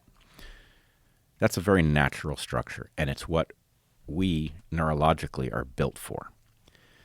The economy has some of that characteristic. The economy rewards hard work somewhat, and it rewards insight somewhat. But it also rewards cheating, and it rewards lots of unproductive behavior that actually destroys wealth but creates a profit. Stock market. Yeah, for example, it rewards gambling, it rewards interference, competition, all sorts of stuff. You know, destroying wealth is actually a big part of our economy. And the way the mythology of free market capitalism works, you're getting paid for producing stuff that enhances us all. But what fraction of the economy is actually dedicated to activities that destroy wealth? You know, the production of porn, for example. In my opinion, that is highly likely to destroy vastly more wealth than it produces. But it's a very rich industry for a reason. So what I'm getting at is we have a new problem with the AI component. Maybe it's taken the magnitude of the problem that we had and it's multiplied it by 10. But it's not a new problem. We are still trying to figure out what to do with the fact that you're taking an animal out of the habitat that properly inherently incentivizes it and putting it into an environment in which the incentives aren't really well built. And I agree with you. Whatever sympathy I may have had for the idea of universal basic income is gone, because I do think it would produce at best a kind of learned helplessness that's unproductive. A dependency. So that's scary. Right. So what we really want is a system in which whatever the new opportunities are going to be in the world where AI is available everywhere and very sophisticated, we want people to figure out how to leverage it on our behalf. And mind you, we could have the same conversation before the World Wide Web, and we could talk about, well, what's it going to be like when you can source information from anywhere? What kinds of opportunities is that going to create? And can we incentivize people to figure out what those opportunities are? Yada, yada, yada. So the AI version is the same problem, but at a different order of magnitude. So I don't know what the solution is about how you create that proper incentive structure, but we are going to be living in a world in which meaning and wealth are of a fundamentally different nature. And what we want is for people to have the tools and the incentive to explore that world productively, so that when they do it well, they end up economically enhanced. And when they do it poorly, they suffer a challenge, so that they are naturally led by that world to find stuff that creates wealth for all of us. Right. Well, maybe it starts with the education system. Maybe we have to incentivize people to pursue their dreams instead of just to try to find a job. Because this is the way the education system is scheduled now, or is set up now. It's basically, you go back to the Rockefellers, right? You're basically trying to make factory workers. You're trying to make people that obey. The earlier you can get them into school, the better, because the more you can indoctrinate them into the way the system works. You get them accustomed. You get these kids that are filled with fucking energy and they're excited about the world. They just want to play all the time, and you make them just sit down all day. And when they don't, you say, that little fella's got ADD. He's not paying attention. We need to give him some Ritalin. And the little fucker is just sitting there jacked out of his mind on Ritalin now. And this is what we've done. And instead of having an education system that educates people that way, have an education system that excites people about learning things they're actually interested in. Hell yeah.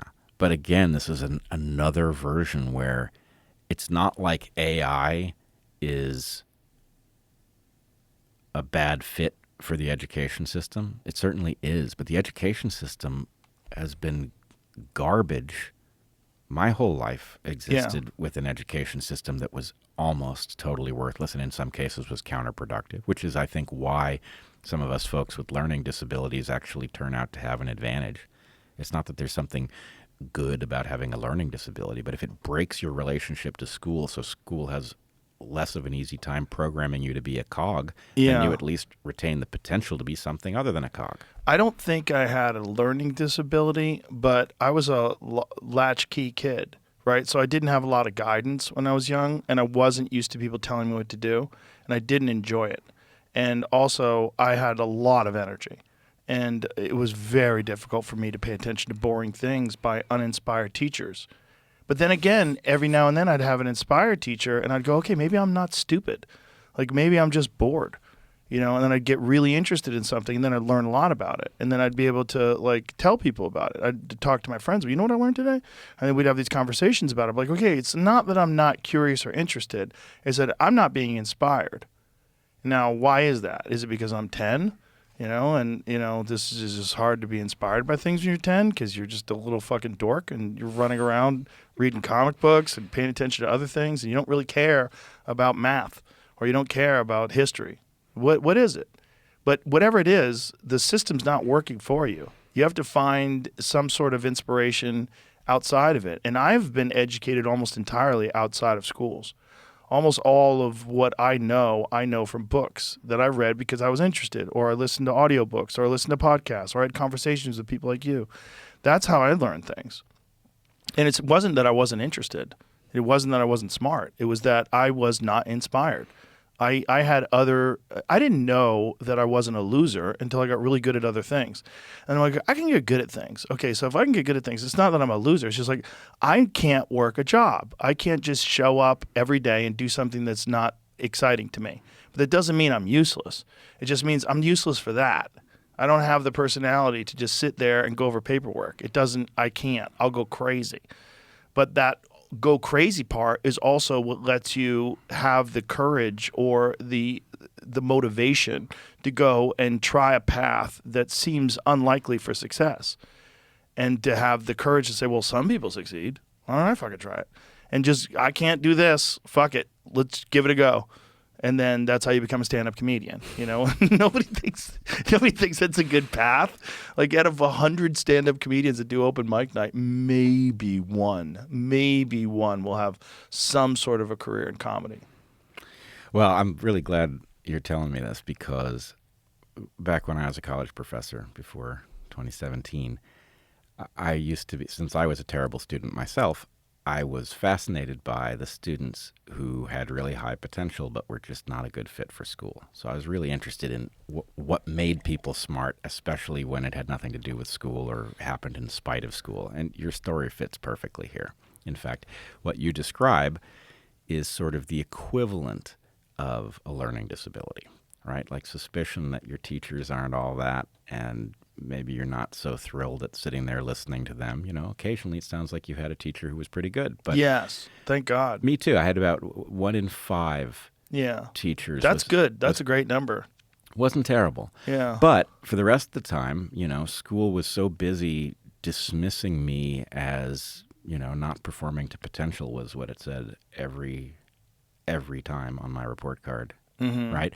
That it was just really demoralizing. And I remember sort of in the second grade having a kind of choice. I didn't know what it was that I was choosing between, but it was like I can either surrender to their understanding of who I am or I can stop respecting them. And so it created an attitude problem. Sounds like you had a similar attitude problem. And I wish I could give every student that attitude problem. The difference is when I was 13 years old, I didn't have the internet. And the kids today that are 13 years old, they can get inspired by so many different things. They'll go and find a YouTube video on ancient civilizations, and then all of a sudden they're inspired and they want to learn about this and that. And there's so many different things that can fire you up intellectually that are outside of the school system. Where back then it was just the school system and occasionally books. Someone would recommend books, but there was no documentaries that people could just rent. There wasn't the kind of access to stimulating ideas that is available today, which I think is like unprecedented. The amount of access to interesting ideas that people have today is off the charts. It's never in human history been anything remotely close. But along with that, you have flat Earth and fucking Holocaust deniers. You have fucking everything. It's all piled in together. You have so much nonsense. It's all together. Yeah, but you also, I'm skeptical that the vast wealth of information is inherently a good thing. Really? Yeah, because I know, like I said, I became very interested in what made people smart. And what made people smart was not libraries. What made people smart was an interaction with the world that rewarded them when they figured something out. And very often that was the physical world. So one of the things I worry about with, a kid who maybe is not getting so much out of school, but they have access to an entire world of fascinating things on their computer, is that it turns all of that stuff into an exercise in consuming information rather than discovering. And so I would much rather see kids have access to a wild world, a forest that's intact, where they can go and discover things, and those things aren't labeled, and you don't know what it is, and you don't know what it means. Or, you try to build a structure, a treehouse or something, and it tests your understanding of what the structure is, that will hold you. And that it is that feedback where you are not a consumer of the world, but you are a producer. You are interacting with the world rather than just seeing it represented, that is the most intellectually enhancing thing. Are they mutually exclusive, though? No. It seems like it would be beneficial for people to have both. It seems like, especially young people, it would be beneficial for them to have the natural world, which I think you're absolutely right. It's very important. And just to be, hopefully safely, be wild and outside. Or not. I mean, that's unsafe enough that you develop sense, Yeah. But yes, I think ideally you would have access to both, so that it would create the reward patterns in your mind that would cause you to think about how to be productive in the world. But I also think that the way the online world presents itself is strangely demotivating, right? Because, you see whatever social media platform you're on, you've got some 30-second clip of some person doing some utterly remarkable thing that I would have said until I saw it with my own eyes was impossible. That doesn't create a pathway to discovering what the person in question can do. What you're looking at is somebody whose abilities outstrips what almost anybody can do. Give me an example of what you're talking about. Okay, so this is something I saw yesterday. Guys riding down a ramp and launching themselves 2 or 3 stories into the air on a scooter, and then turning around and dropping back onto the same ramp, and of course, I think I saw Red Bull in there somewhere, right? So it's like, first of all, you've got this corporation incentivizing people to take risks that aren't smart. Right. And then you've got an apparatus that you're not going to be able to build or approximate. And then you've got the person who leverages the apparatus better than anybody. And it's like, well, where's the opportunity for the viewer to be like, yeah, I want to get in on that? Well, it inspires them to go somewhere and find out how you do that. Right? It's like a Chuck Norris movie inspires you to take a karate class. Well, I think a Chuck Norris movie is probably a better tool. The admixture of people who are highly capable and people who get some of the thrill of the highly capable person just by viewing it is not as good as it might be. Right? In other words, I think we've taken all sorts of activities that people used to engage in, and we've found a consumable equivalent, right? Like sport. People used to play sports. Now, most people who are into sports watch sports. They're consuming the sport rather than participating in it. Right. Especially adults. Especially adults. Yeah. Likewise, sex, frankly. Right. Sex is a very important realm, and it's a skill. The skill involves insight into your partner, and we've turned it into a consumable where you can chase your fetish or whatever and just watch it on a screen. Right. And the point is, that's actually not the same activity. Right. And that's also leading to this weird world we're living now where a giant percentage of, especially young men, aren't having any sex. Right. More than ever before. That's where it goes. And, right. If we take ourselves back, a couple hundred years, music used to be something that people did. Everybody sung and they whistled, and many people played musical instruments. Now, music is a consumable. And the point is, the reward may be somewhat similar to listening to a really good song as it is to play a really good song on an instrument, but the degree to which you've been robbed as a human being who is capable of producing music and you don't have a thought of doing it because there's so much to listen to, that's not positive for humans. Right. I see what you're saying. Yeah. But isn't that like, at least people are being exposed to a bunch of different ideas, so it has the potential to lead them to try and do different things? Well, when I was a professor, my thought was almost the entire job of education is about incentives. It's about incentives and motivation. It's not about delivering content. If you can get a student to want to understand something, most of the work is done, right?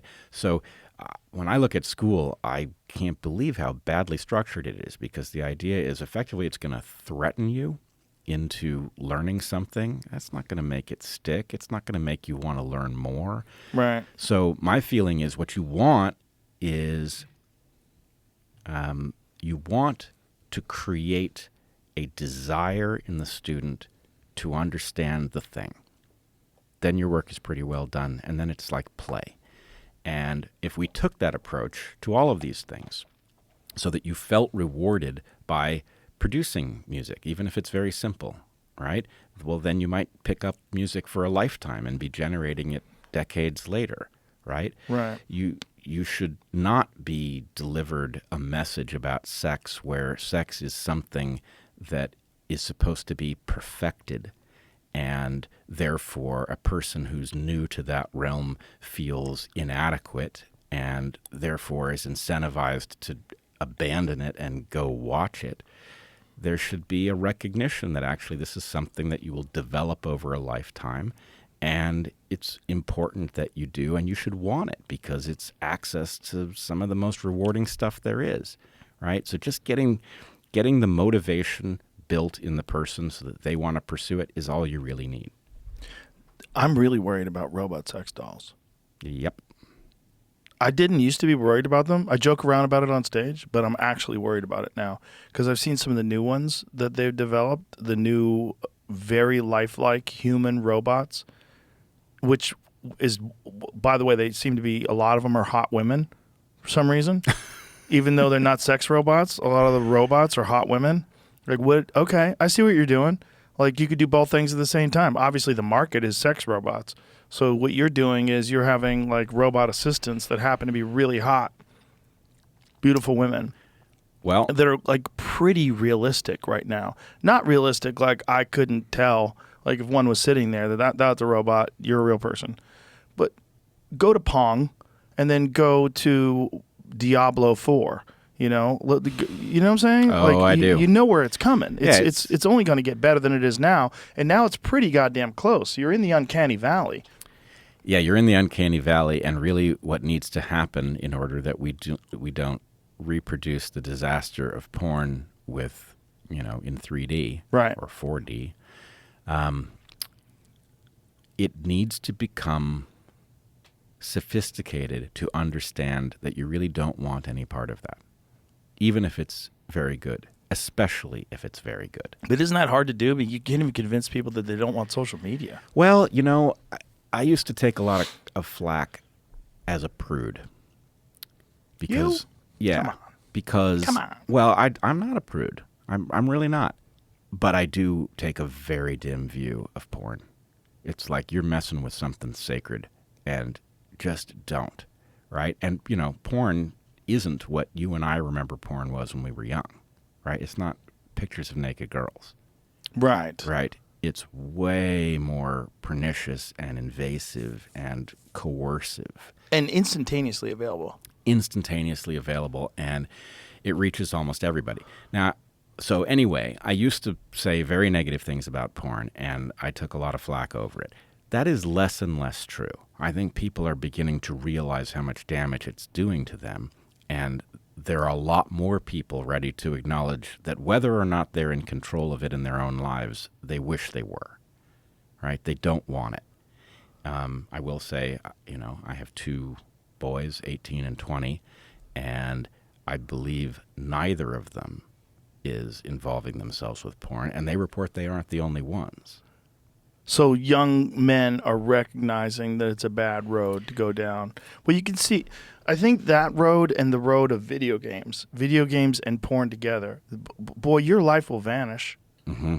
And it's not that video games aren't awesome. They're awesome, but I don't play them on purpose because I love them. That's why I don't play them. They're too involving, and they're not real life, and they can steal real life, even though you're having a good time. Right. When I think back to the video games that I played, which were, of course, much cruder. What was your video game of choice?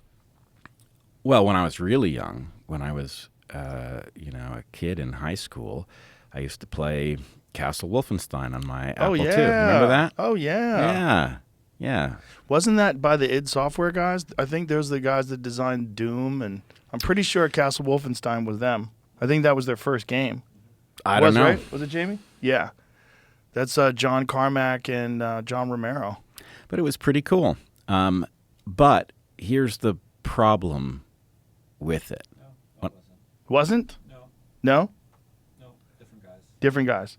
They had a game like that, though? I thought so. My brain, they're connected, but it's Google says, it says no. Who developed Muse Software? Guy Oh, named but wait a minute. Silas. Didn't Muse have something to do with id? Maybe I'm wrong. I'm looking at the games that Muse Software put out. They stopped putting them out in '85. Okay, and then Doom was what year? So Doom was definitely id. And that was the first one. That was the first real 3D shooter game that just captivated me. 93. That was almost. 10 That was years later. 93? Yeah. Boy, I started playing Doom and I was like, it's over. Right. It's over. But- and it's so crude if you watch it now. Yes. There you go. John Carmack developed a new game engine called the Doom engine, while the rest of the id Software team finished Wolfenstein 3D prequel. So they made a game Okay. involved with that. There you go. That's what it is. Okay. Yeah, so that was them. But think about, a video game is an incredible tool for training the mind, Sure. right? It trains you to just precisely time things, to have yourself in this mindset, to know exactly where you are in the game, to remember a sequence of moves, whatever it is. It's an incredible training engine because the incentive structure is there so that you want to get to the next level, right? It's like what schools should be doing, except what does it train you to do? Nothing. Right. As soon as the next game captivates you, all of the skills that you invested in building are almost all wiped away. Now, maybe that's not quite true because all the first-person shooters are the same, and so skills you developed in Halo work for, I don't know what the others would be. But, Right. But nonetheless, the point is you're investing your ability to train your own mind into something that is guaranteed to be obsolete. That's not a good use of your time, even though I totally, I did play video games. But You know what the argument against that is? The same argument against chess. So chess obviously trains the mind to be stronger and more effective in many other areas of life. One of the things they found about video games is surgeons in particular that play video games have 25% less errors. Well, that makes sense. Is that the number? That was the number, right? It was like 25%? However, high number. But imagine that you decided to leverage that. That in fact, I mean, my feeling is school ought to look like a bunch of fun exercises and activities and puzzles that cause you to want to do it. It shouldn't have to be school. We shouldn't have to make you go. It should be structured so that you want to be there because it's exciting. It draws you in. And so a video game, I'm not against them in principle, because a video game could train you to do something or to think about something in some incredible way. But they just don't, because the market is going to find the thing that brings in the maximum number of people and holds them to the greatest effect and causes them to want to buy the sequel. Right. There's a balance, though, between discipline and inspiration. And one of the things that school does teach you is you have to be disciplined. You have to actually get your homework done. You have to actually do things. You have to do things you don't want to do. Delayed gratification. I think that's actually an important component to life, that if you want to be successful, even in things that you're inspired to do, you have to be willing to work when you're not inspired. And that's where discipline comes in. Wisdom, I argue, is effectively delayed gratification. That, figuring out that investment now, that doing something that doesn't feel good now results in a big reward later, that's a huge part of the key to life. And in part, that's what all of these consumer realms that are stealing from us are taking away. The point is, if you want to be investing in something and you're willing to pay the price of whatever unpleasantness or time or whatever it is that you're spending, and you've got all of these competing things that can give you a hit of dopamine right now, it's very hard to develop that skill. Yeah, that makes sense. And this sort of entitled world that we live in, where we're so used to things being instantaneous and immediate gratification, that becomes a kind of a core tenet of how we interface with the world. We only are interested in things that give us things right away. Heather and I used to teach an exercise, something we invented called Learn a Skill, where we would have students define any skill that they wish to learn. It had only one requirement. The requirement was it had to be objective, whether you had succeeded or failed. It couldn't be subjective, right? Okay. And the idea was not to get you to learn the skill. That was a collateral benefit. The idea was to get you to pay attention to how you develop a skill, so that you would learn how your own mind learns, and you could apply that to things that you wanted to learn later in life. But what we often found was that these students, these would have been millennials, were very unrealistic about how much effort it would be required for them to accomplish one of these things. And they would just get schooled by how much harder it was to build the thing they wanted to build, or to program the computer to do the thing that they wanted to program it to do, or to play the song that they were hoping to play. Something had trained them that life was easier than it was. And that was kind of a tragic lesson. Right. And it's the trust fund kid. It's the same sort of a thing. Yeah, but these weren't trust fund kids. I mean, I don't even mean it's the what a trust fund kid has. They want things handed to them all the time. And we've kind of like set up a whole society where kids think that things should just be theirs. Totally. Yeah. And also we've set up a society where people become exceptional with no merit. Right? Like social media influencers and TikTok influencers are people that they just captivate attention, whether it's by, clickbaity headlines or whatever they're doing, or just like being hot and dancing around in front of the screen. They're doing that, and that has become one of the main things that children aspire to. When they ask kids what they want to do, one of the big things that kids want now is to be famous. It's much more prevalent than it ever was in history. Because before it was really hard to be famous. If you wanted to be famous, you had to be a real psycho. Like you had to be like completely ignored by everyone around you to the point where like, you know what, God damn it, I am special and I'm going to show the world. I'm going to be on that stage singing that song or whatever it was, you know, being in that movie on that big screen. And you had to really want it. You had to be really sick to get to the top. And a lot of them really were. And that's how you made it. You know, and so it was a very rare thing that most people did not aspire to because they didn't think it was a realistic goal. But now people see people that are nothing. There's nothing special about them, and they're billionaires. You know, like if you watch the Kardashians, they're cute. Okay, they have nice clothes, but like the whole show is based on very boring people who are living these extremely privileged lives for no reason that anybody can explain that makes any sense. They've generated hundreds and hundreds of millions of dollars through no way that anybody could like map out and say like, this is how you do it. Yeah, there's no lesson to it. No lesson to it. At all. But yet they're the people that people want to aspire to. Yes, I think that's, I think we get a warped perspective because you know, which names do you know? Well, you know the people who've succeeded in this realm, and you don't know all of the people who've invested heavily in it and not succeeded. Right. But on the other hand, the internet as it stands is a training program for this.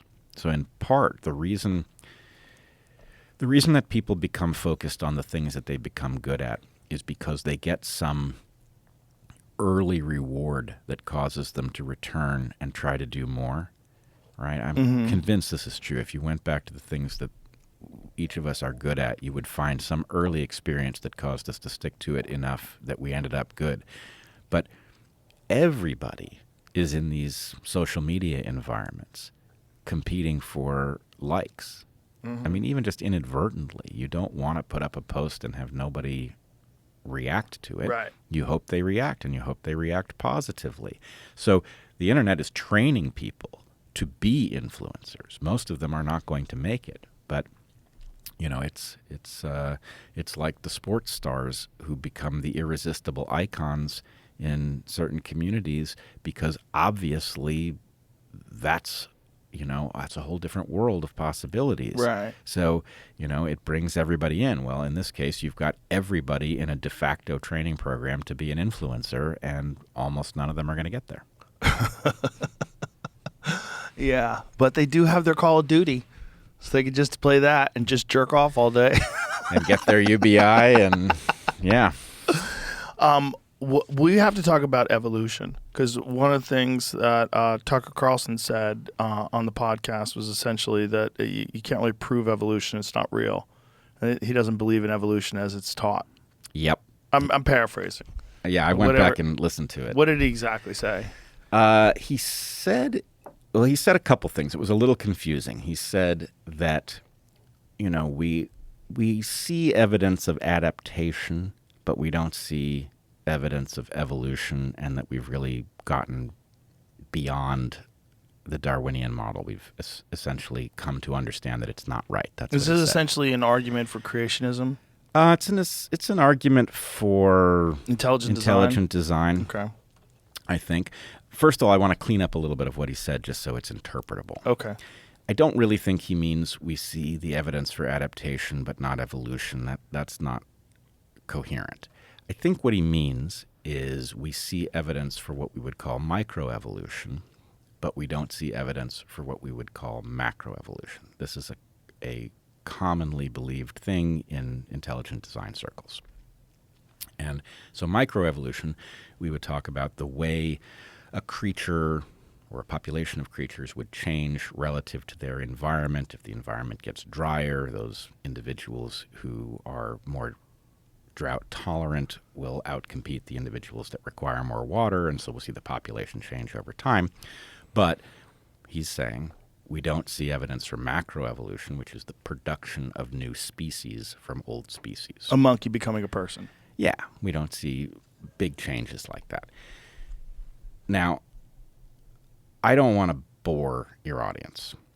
I am concerned that the right way to address Tucker's challenge, and I, as I said the last time I was on your show, when I heard him say it the first time, I reached out to him and I said, you really ought to let me talk to you about what's actually going on here, and he welcomed it. We still haven't sat down to do it, but nonetheless, he's open to hearing that he doesn't have it right, to his credit. But here's the problem.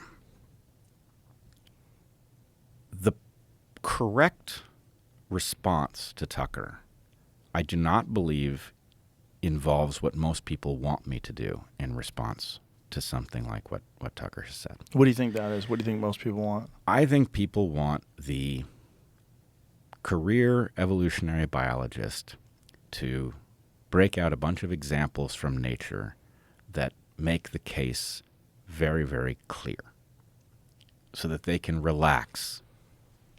Tucker's concern isn't based in science, and they can go back to feeling comfortable that, the Darwinists have it well in hand. That's not where I am. I could do that, but I don't feel honorable doing that. I think as a scientist, I should not be in the business of persuading people. I want you to be persuaded. I want you to be persuaded by the facts. I want them to persuade you, but I don't think I'm allowed to persuade you. I think that it's effectively PR when I attempt to bring people over to Team Darwin. Further, as I'm sure I've mentioned to you before, I'm not happy with the state of Darwinism as it has been managed by modern Darwinists. In fact, I'm kind of annoyed by it. And although Tucker, I do not believe, is right in the end, there is a reason that the perspective that he was giving voice to is catching on in 2025. And it has to do with the fact that, in my opinion, the mainstream Darwinists are telling a kind of lie about how much we know and what remains to be understood.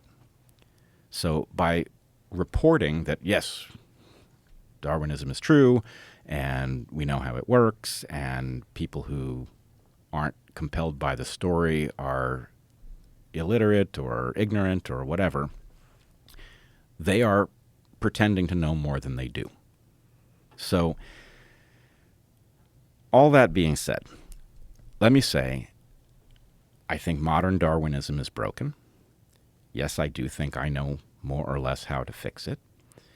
I'm annoyed at my colleagues for, I think, lying to themselves about the state of modern Darwinism.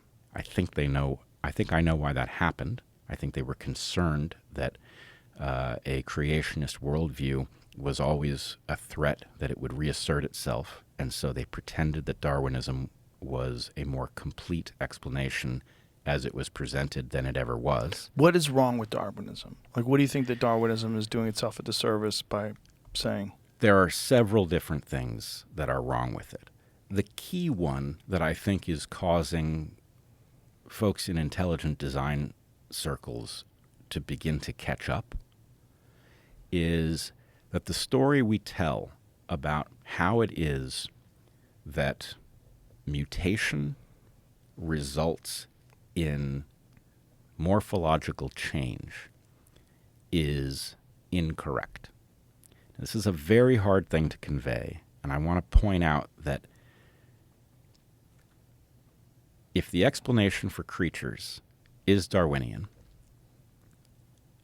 that does not depend on anybody understanding it, and it does not depend on anybody being able to phrase it in a way that it's intuitive.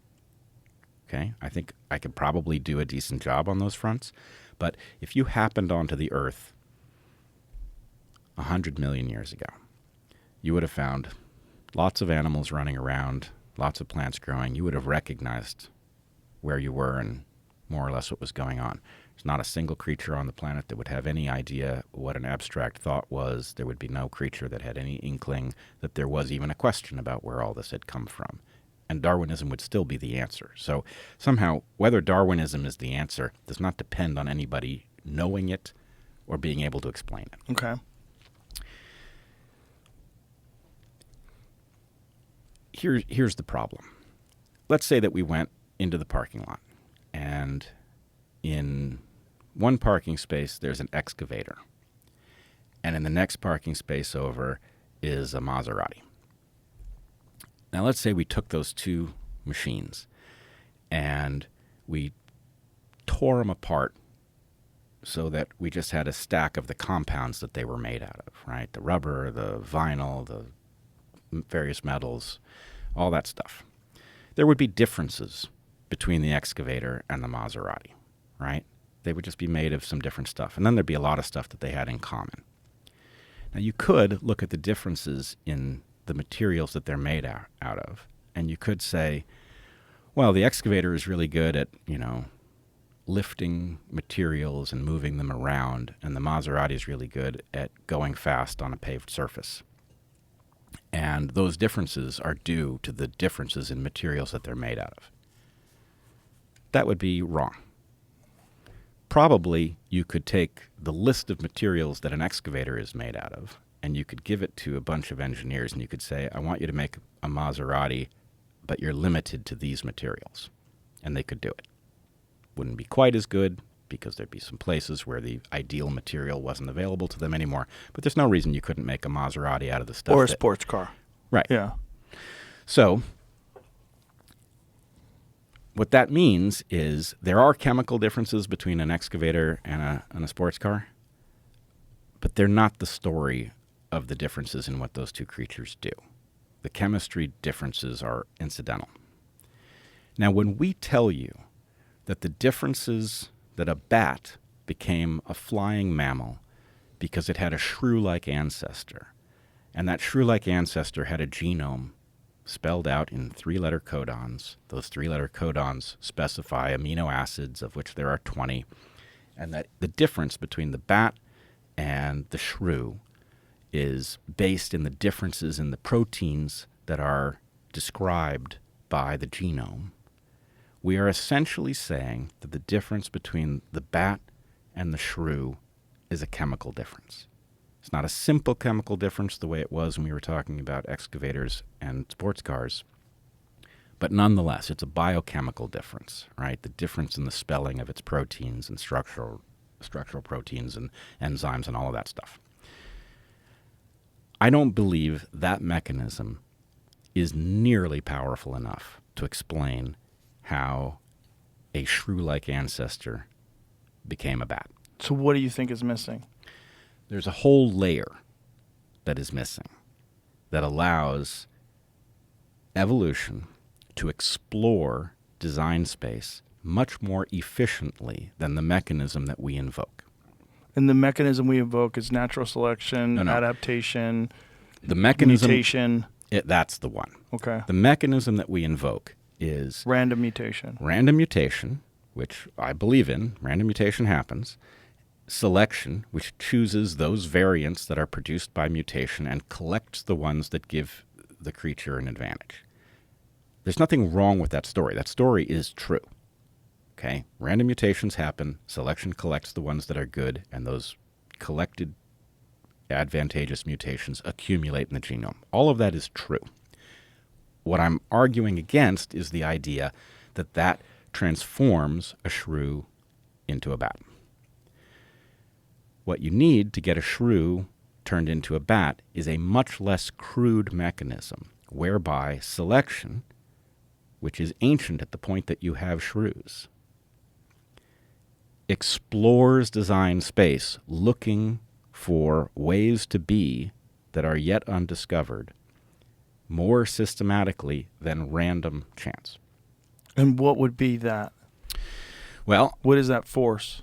it's not a force. What is that desire? What is that?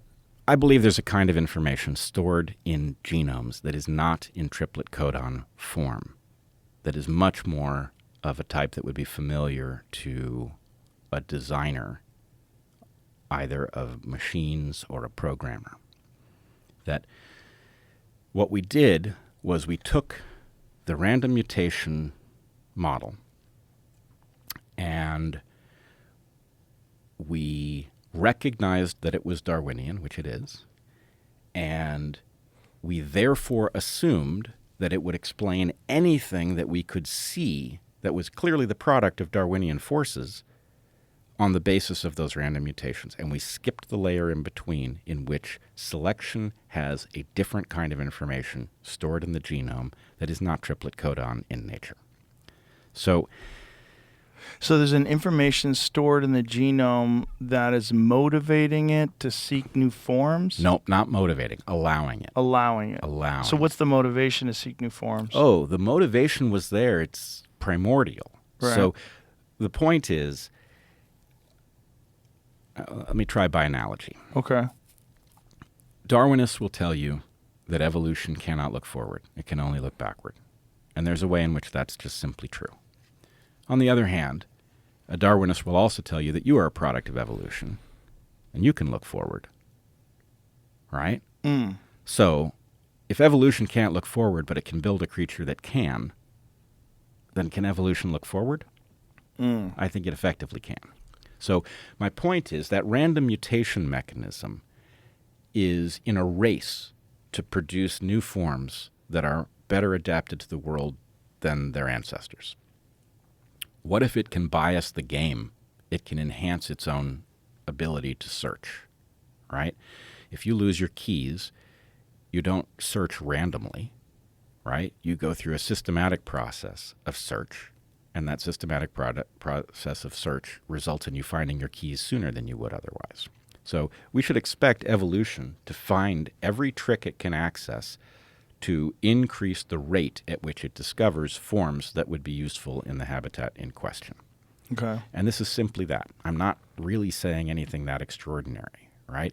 If I say, do you know that computers, all they do is binary? Well, that's true. But if you then imagine that that means that the people who program computers do it in binary, well, there was a time when that was true. But it's not true anymore. It's not how you do it. There's a much more efficient way to program a computer, and it involves a programming language, which a computer itself can't understand. But you can build a computer that can either interpret the language in real time, or you can build a computer that can accept the code as it's spit out by a compiler. These are mechanisms to radically increase the effectiveness of a programmer. But it all comes out binary anyway. Right. In the end. That's really what I'm arguing, is that there's the initial layer of Darwinian stuff, the random mutation layer that it looks like what we teach people. There's another layer, which we're not well familiar with, and it results in a much more powerful capacity to adapt than we can explain with that first mechanism, which is why guys like Tucker think there's just something. These Darwinists, they keep telling me that the shrew becomes a bat, and then they go on to this rant about the random mutations and the triplet codons and the, mutations that actually turn out to be good. It's just not powerful enough, and they're not wrong. They're detecting something real, and frankly, Tucker is the layperson example of this. You've had Stephen Meyer on. He's a scientist who's quite good, and he's spotted that the mechanism in question isn't powerful enough to explain the phenomena that we swear it explains, and so he's catching up. But that's really on the Darwinists for not admitting what they can't yet explain and pursuing it, which is what they should be doing. What do you think that force is? It's not a force. So I don't know how much of this I've made clear, but if you fill in the missing layer, it's purely Darwinian. None of this establishes that Darwin had But it it's wrong. just a different mechanism. It's another Darwinian mechanism, right? I mean, and there's nothing strange about this. If you think about the way a human being works compared to, let's say, a starfish, a human being has a software layer, a cognitive layer, in which the human being is born into an environment, and that environment could be, a hunter-gatherer environment of 10,000 years ago, or it could be a modern environment. And the human being doesn't have to be modified at the level of its genome in order to function differently in those two environments, it has to be sensitive to the information in those environments so that it can become adapted to them developmentally, right? So development is one trick that the genome uses to make a human being more flexible than other creatures, right? You do not come out of the womb being ready to do human stuff, right? You are profoundly hobbled by not having a complete program. But it means that the program you develop can be highly attuned to your particular moment in time and location in space. That is the Darwinian mechanisms that store information in the genome solving an evolutionary problem in a different way. So this is already a second layer that doesn't function like that random mutation layer. Okay? So evolution should be expected to find all of the cheat codes and to build them in, because any creature that has access to all of these different ways of adapting more rapidly or more effectively will outcompete the creatures that have fewer of these things. So you should expect, what I often say is, we have to remember we are not looking at Darwinism 1.0. You're looking at Darwinism 10.0. You're looking at a highly sophisticated evolutionary structure that is the result of all of the discoveries of the prior structures. And that includes some things that modern creatures can do, but it also includes an evolution of enhanced evolutionary capacity, including things like culture. So it's not just a mechanism, but an accelerator. It's an accelerator because that's how you compete. Oh. The faster you adapt. And so this is one of the other things that I think needs to be corrected about Darwinism. We have a very crude, a primitive understanding of what fitness means. Right? We know that it's important, that it's sort of the core thing that selection is trying to accomplish, enhanced fitness. But we pretend that that means the same thing as reproduction. Often it's very tightly correlated to reproduction. But if you think it's the same, you just miss out on all of the places where reproduction is not the key to lasting a long time into the future, which is really the trick that selection is targeted at. Right? Selection is always trying to get a creature to lodge its genomic spellings as far into the future as it can land them.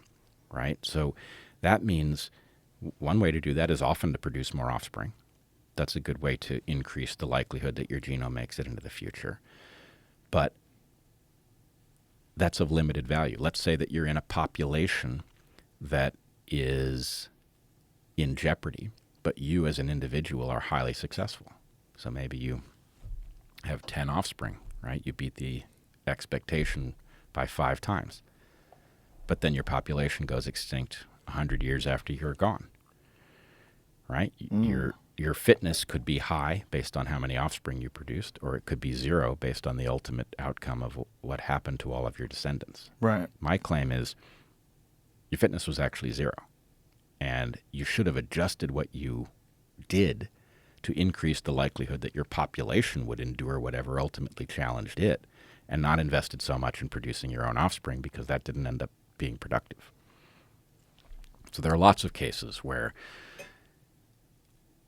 producing more offspring and increasing your reproductive success is not actually a key to increasing your fitness, as I would instantiate it. And it is fitness that selection is targeted at. But when we pretend that fitness is something you should be able to measure, we screw up Darwinism. So that's another one of these correctives. How do you think we can measure this other mechanism? Is there a way to sort of quantify what's going on, or is it abstract? I think the problem is the instinct that we should be able to measure it. Oh. It's not that kind of parameter. And I think it's perfectly fine to say reproductive success tends to be very closely correlated with fitness. And we can measure reproductive success. But we have to recognize that when you imagine that they are synonymous, any place where producing more offspring is counterproductive to getting into the future, we will be confused by, and we are confused by them. So this mechanism, like, I guess the biggest example of a mystery, like how did a creature do what it did, is us. Mm-hmm. We're the biggest weirdos in the entire planet. Yep. So what do you think led us to accelerate so far ahead of this process? My advisor, I believe, nailed the answer to that question. My Really? advisor was a guy named Dick Alexander. He was a marvelous human being and a very insightful biologist. His argument was that human beings, or our ancestors, attained a kind of ecological superiority where the most important dictator of whether or not you evolutionarily succeeded or failed was your competition with other humans. And so his point, which I think is accurate, is that it is humans in an arms race with other humans that caused the radical elaboration of our capacity to puzzle solve, to think, to exchange abstractions. Now, I would add to that, and Heather and I have written on this, that the mechanism, we argue that there is a flip-flop that will happen in evolutionary modes for human beings. So as we talked about a few minutes ago, humans are special in the sense that the genome, which is still the thing that is trying to get into the future, has solved genome problems by offloading the adaptive capacity to our software layer, right? Once your software layer has the capacity to adapt and is not tethered to changes in your genome, well, now you can evolve very rapidly. But how do you do it? And what Heather and I argued in our book is that there is a flip-flop between two modes of cognitive functioning for humans. One of them is the mode that you employ when your relationship to your environment is very much like your ancestors' relationship to their environment. So in other words, if you are in a circumstance and your grandparents knew how to live in the place that you live, it does not make sense to be trying to figure out some new way to be. What makes sense is for you to do whatever they were doing and maybe improve it if you could figure out how. But in general, what you should do is you should accept the ancestral wisdom in a cultural form, and you should learn to do whatever it is your people do, and you should do it as well as you can and upgrade it if that's an opportunity. But there comes a place, either in space or in time, when whatever it is that your ancestors were doing is no longer productive, right? So if you imagine that your people are, I don't know, maybe you hunt elk. Well, if we move far enough across space, there'll be some place where there aren't elk, right? Where the habitat isn't hospitable to them. Maybe it's too dry. And so you could take the ancestral wisdom that talks about how to hunt elk, or you could recognize that that's not very productive here, and we need to do something else. So I don't know exactly what it is that you'll move to, but you'll have to innovate some new way of being, you know. Maybe you'll take up, hunting smaller game, right?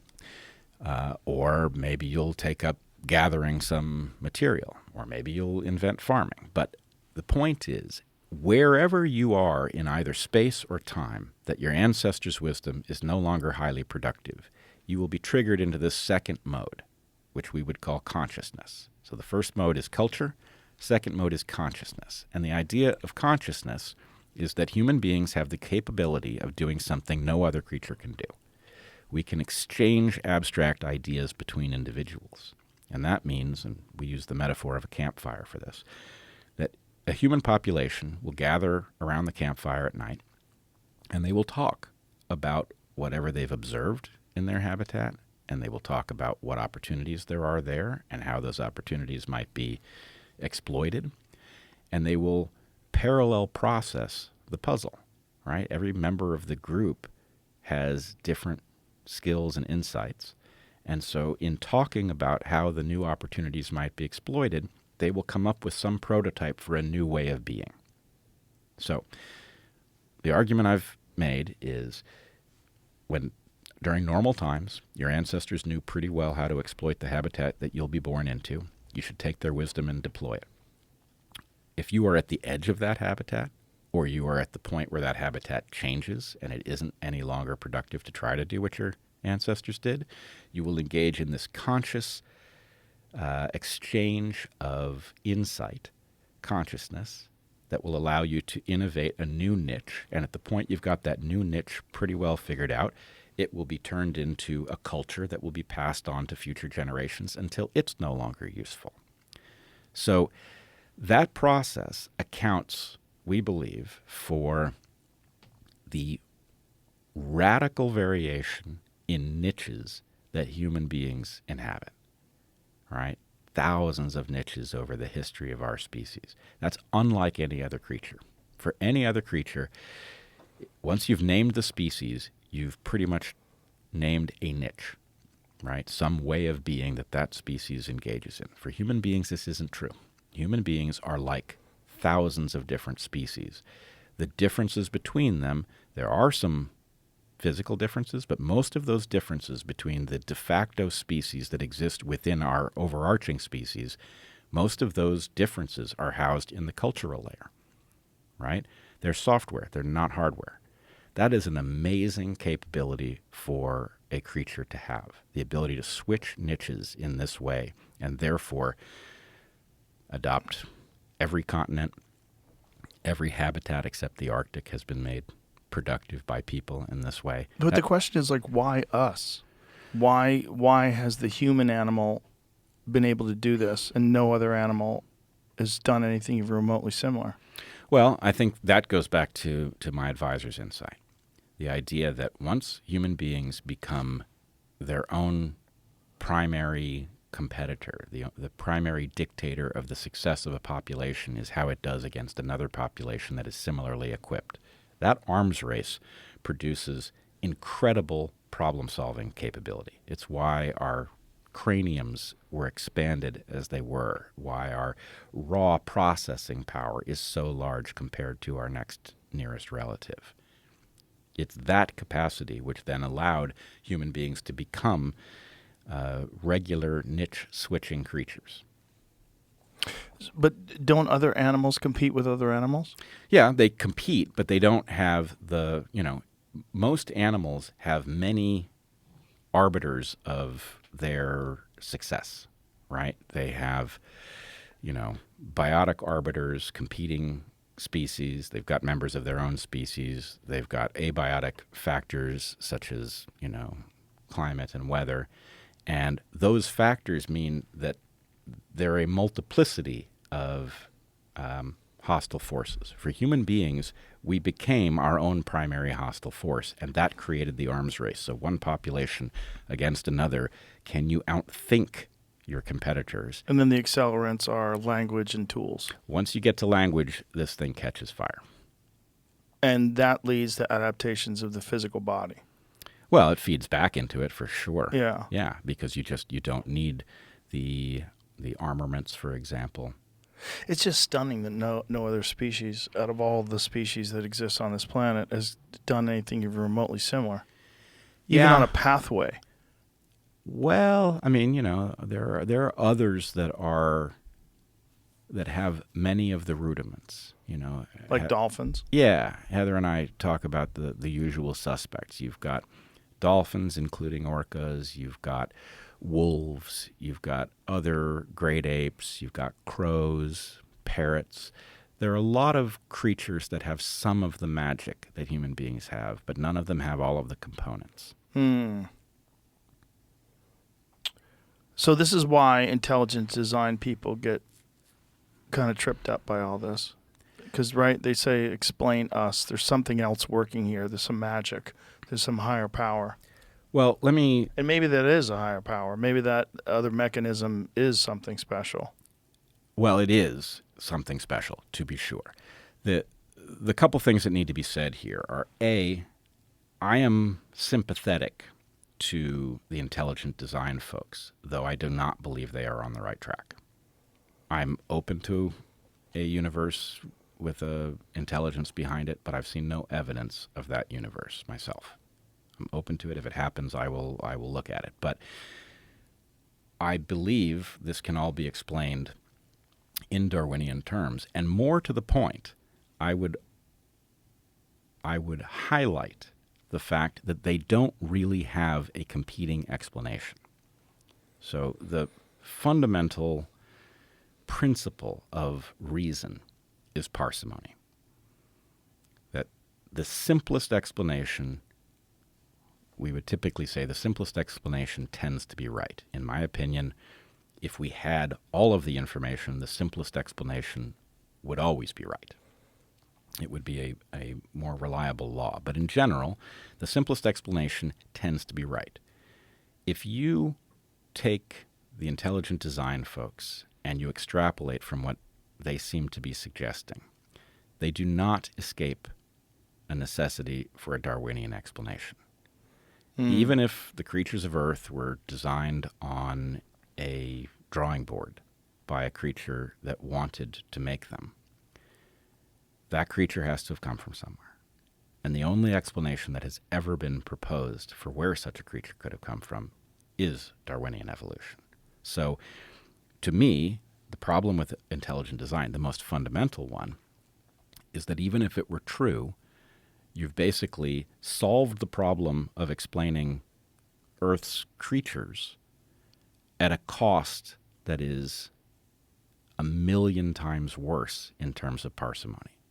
If it's hard to explain a tiger through Darwinian processes, it is that much harder yet to explain a tiger designer. So the point is, sooner or later you're going to reach for Darwinism because there's literally no competitor. There's nothing else anyone has ever said that could even in principle produce living creatures. So, and this is coming from a perspective of someone who understands evolutionary biology rather than someone who's coming from a theological perspective. right. Where they're looking for an intelligent design without understanding that these mechanisms have essentially been mapped other than this one. Yeah. I mean, it is, we humans are not built to understand evolution because in general it's not very useful to understand it. So our minds are not structured this way. Do you think this mechanism is universal in the cosmos? Oh, in one way, yes, because let's put it this way. I think we teach evolution badly. There's a process that I would call selection, which accounts for all pattern in the universe, right? Some differential force that arranges the size of the pebbles on a beach. It arranges the galaxies. It accounts for the number of stars of each different type, the elements. Selection produces all of that structure in the prebiotic universe. It becomes adaptive in the biological sense when you add to selection heredity, right? When the patterns in the universe become capable of biasing the universe into producing more of themselves, right? Red dwarf stars do not bias the universe into producing more red dwarf stars. There's no heredity there. So there's a number of red dwarf stars that is the result of selection, but it is not the result of any hereditary process. The thing that's different about us critters is that heredity allows the adaptations to stack on top of each other so that they increasingly bias the universe into producing more of whatever they are, right? A bat is biasing the universe into producing more bats.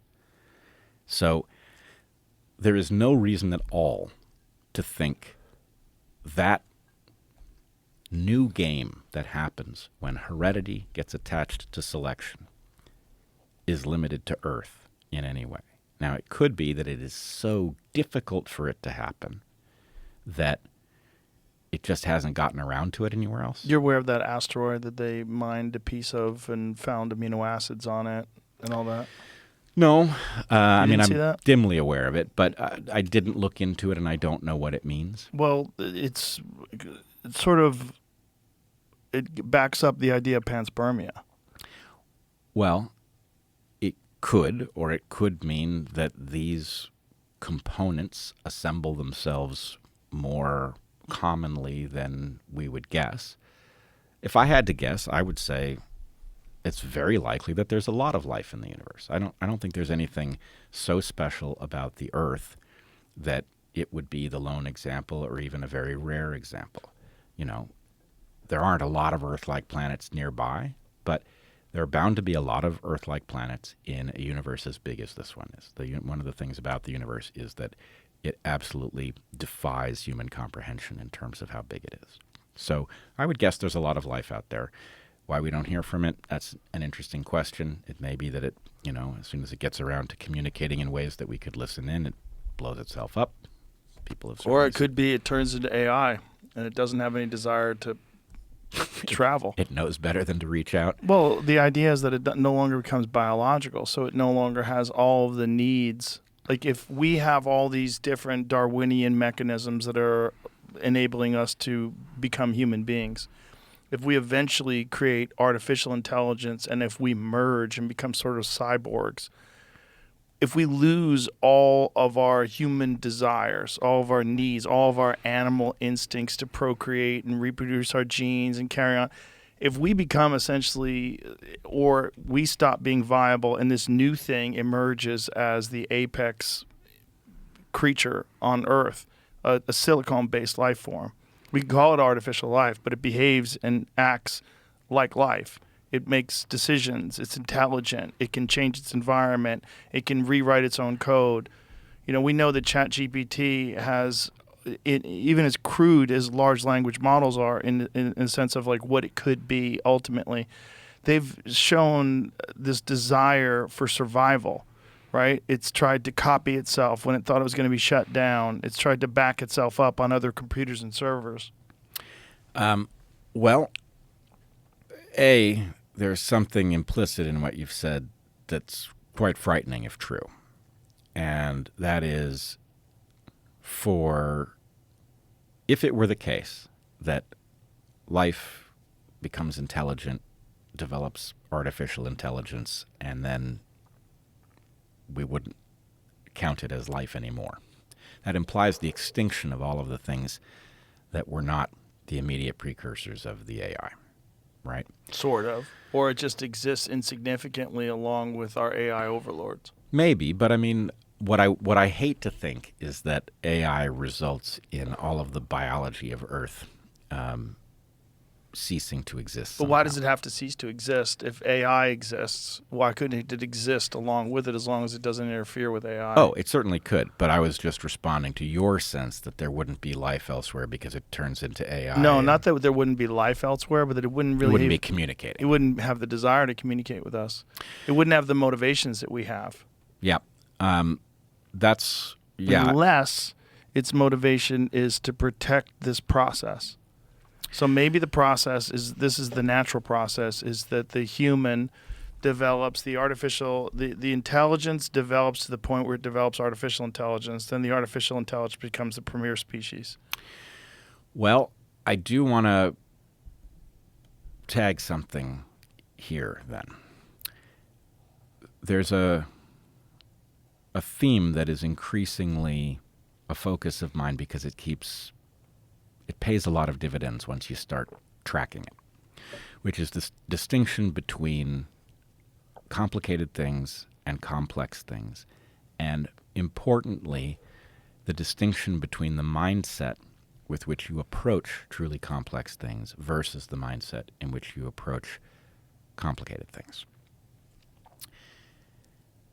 So I think we have a lot of folks who have gotten very, very good at complicated things, and that when they take over complex things, they inevitably fuck them up, right? So in part, our interventionist sense of the way medicine should work, is a bunch of complicated problem solving in a complex system where it is destined to create harm. And I think we are going to see that again and again. Anytime you hear somebody confidently pontificating about some complicated solution that they want to deploy to a complex problem, alarm bells should go off. That now puts us in an interesting place with respect to our machines, because what I think is about to happen, if it has not happened already, is that our machines, which are hyper-complicated but not complex, are just about to cross that threshold and become complex, which means that our expertise in thinking about them is about to be rendered obsolete. So AI, I believe, has the characteristics of true complexity, or at least it has a primordial form of it. And that means that our thinking about machines is of an outdated kind. And anyway, I'm expecting a kind of catastrophe to arise out of that as we deploy complicated thinking, and what we're really up against is misleading us because it still, it's on a screen. It triggers all of our complicated instincts. And I'm worried about where that goes. And I'm worried. Have you tried to extrapolate? You try to Yeah, I mean, I've got to tell you, when I see Larry Ellison talking about Stargate, it makes me shudder because it feels like exactly the type specimen of the arrogant What did he say about Stargate? Oh, that it's going to leverage AI and produce, tailor-made cancer vaccines, this, that, or the other. And my sense is there's not enough humility in this presentation. There's not enough concern about us stepping into a realm we really know very little about. And that hubris is going to create a colossal error of some kind. And, you can imagine it. We've just seen a colossal error with vaccines. So, to have somebody saying, well, never mind what just happened. Right. Think about the possibilities Also, here. hey, buddy, you going to make money off this? Yeah, gee. Seems like you're a super rich guy who likes to make a lot of money. Likes to make a lot of money and has some murky connections to the deep state. Boy. Well, Bret, it's always a pleasure. Indeed. It's always thought-provoking and fascinating, and I'm glad you highlighted that the hidden mechanism in Darwinian evolution. It makes a lot of sense. Yeah, I would love to say more about it at some time, but I've got to get my ducks in a row. Yeah. Well, these are exciting times, my friend, and I'm glad you're part of it. Thank you. Appreciate you very much. Likewise, really appreciate you, and always glad to join you. Tell everybody your podcast that you do with your wife, Heather, and everything where people can find you. The DarkHorse Podcast. We do a live show every week, and I release several Inside Rail podcasts with guests every month. You can find me on Twitter at Bret Weinstein. Bret has one T. I'm a fellow at the Brownstone Institute, which is a marvelous institution. You should certainly look them up. Probably about does it. Okay. Beautiful. All right. Thanks so much. Thank you. Bye, everybody.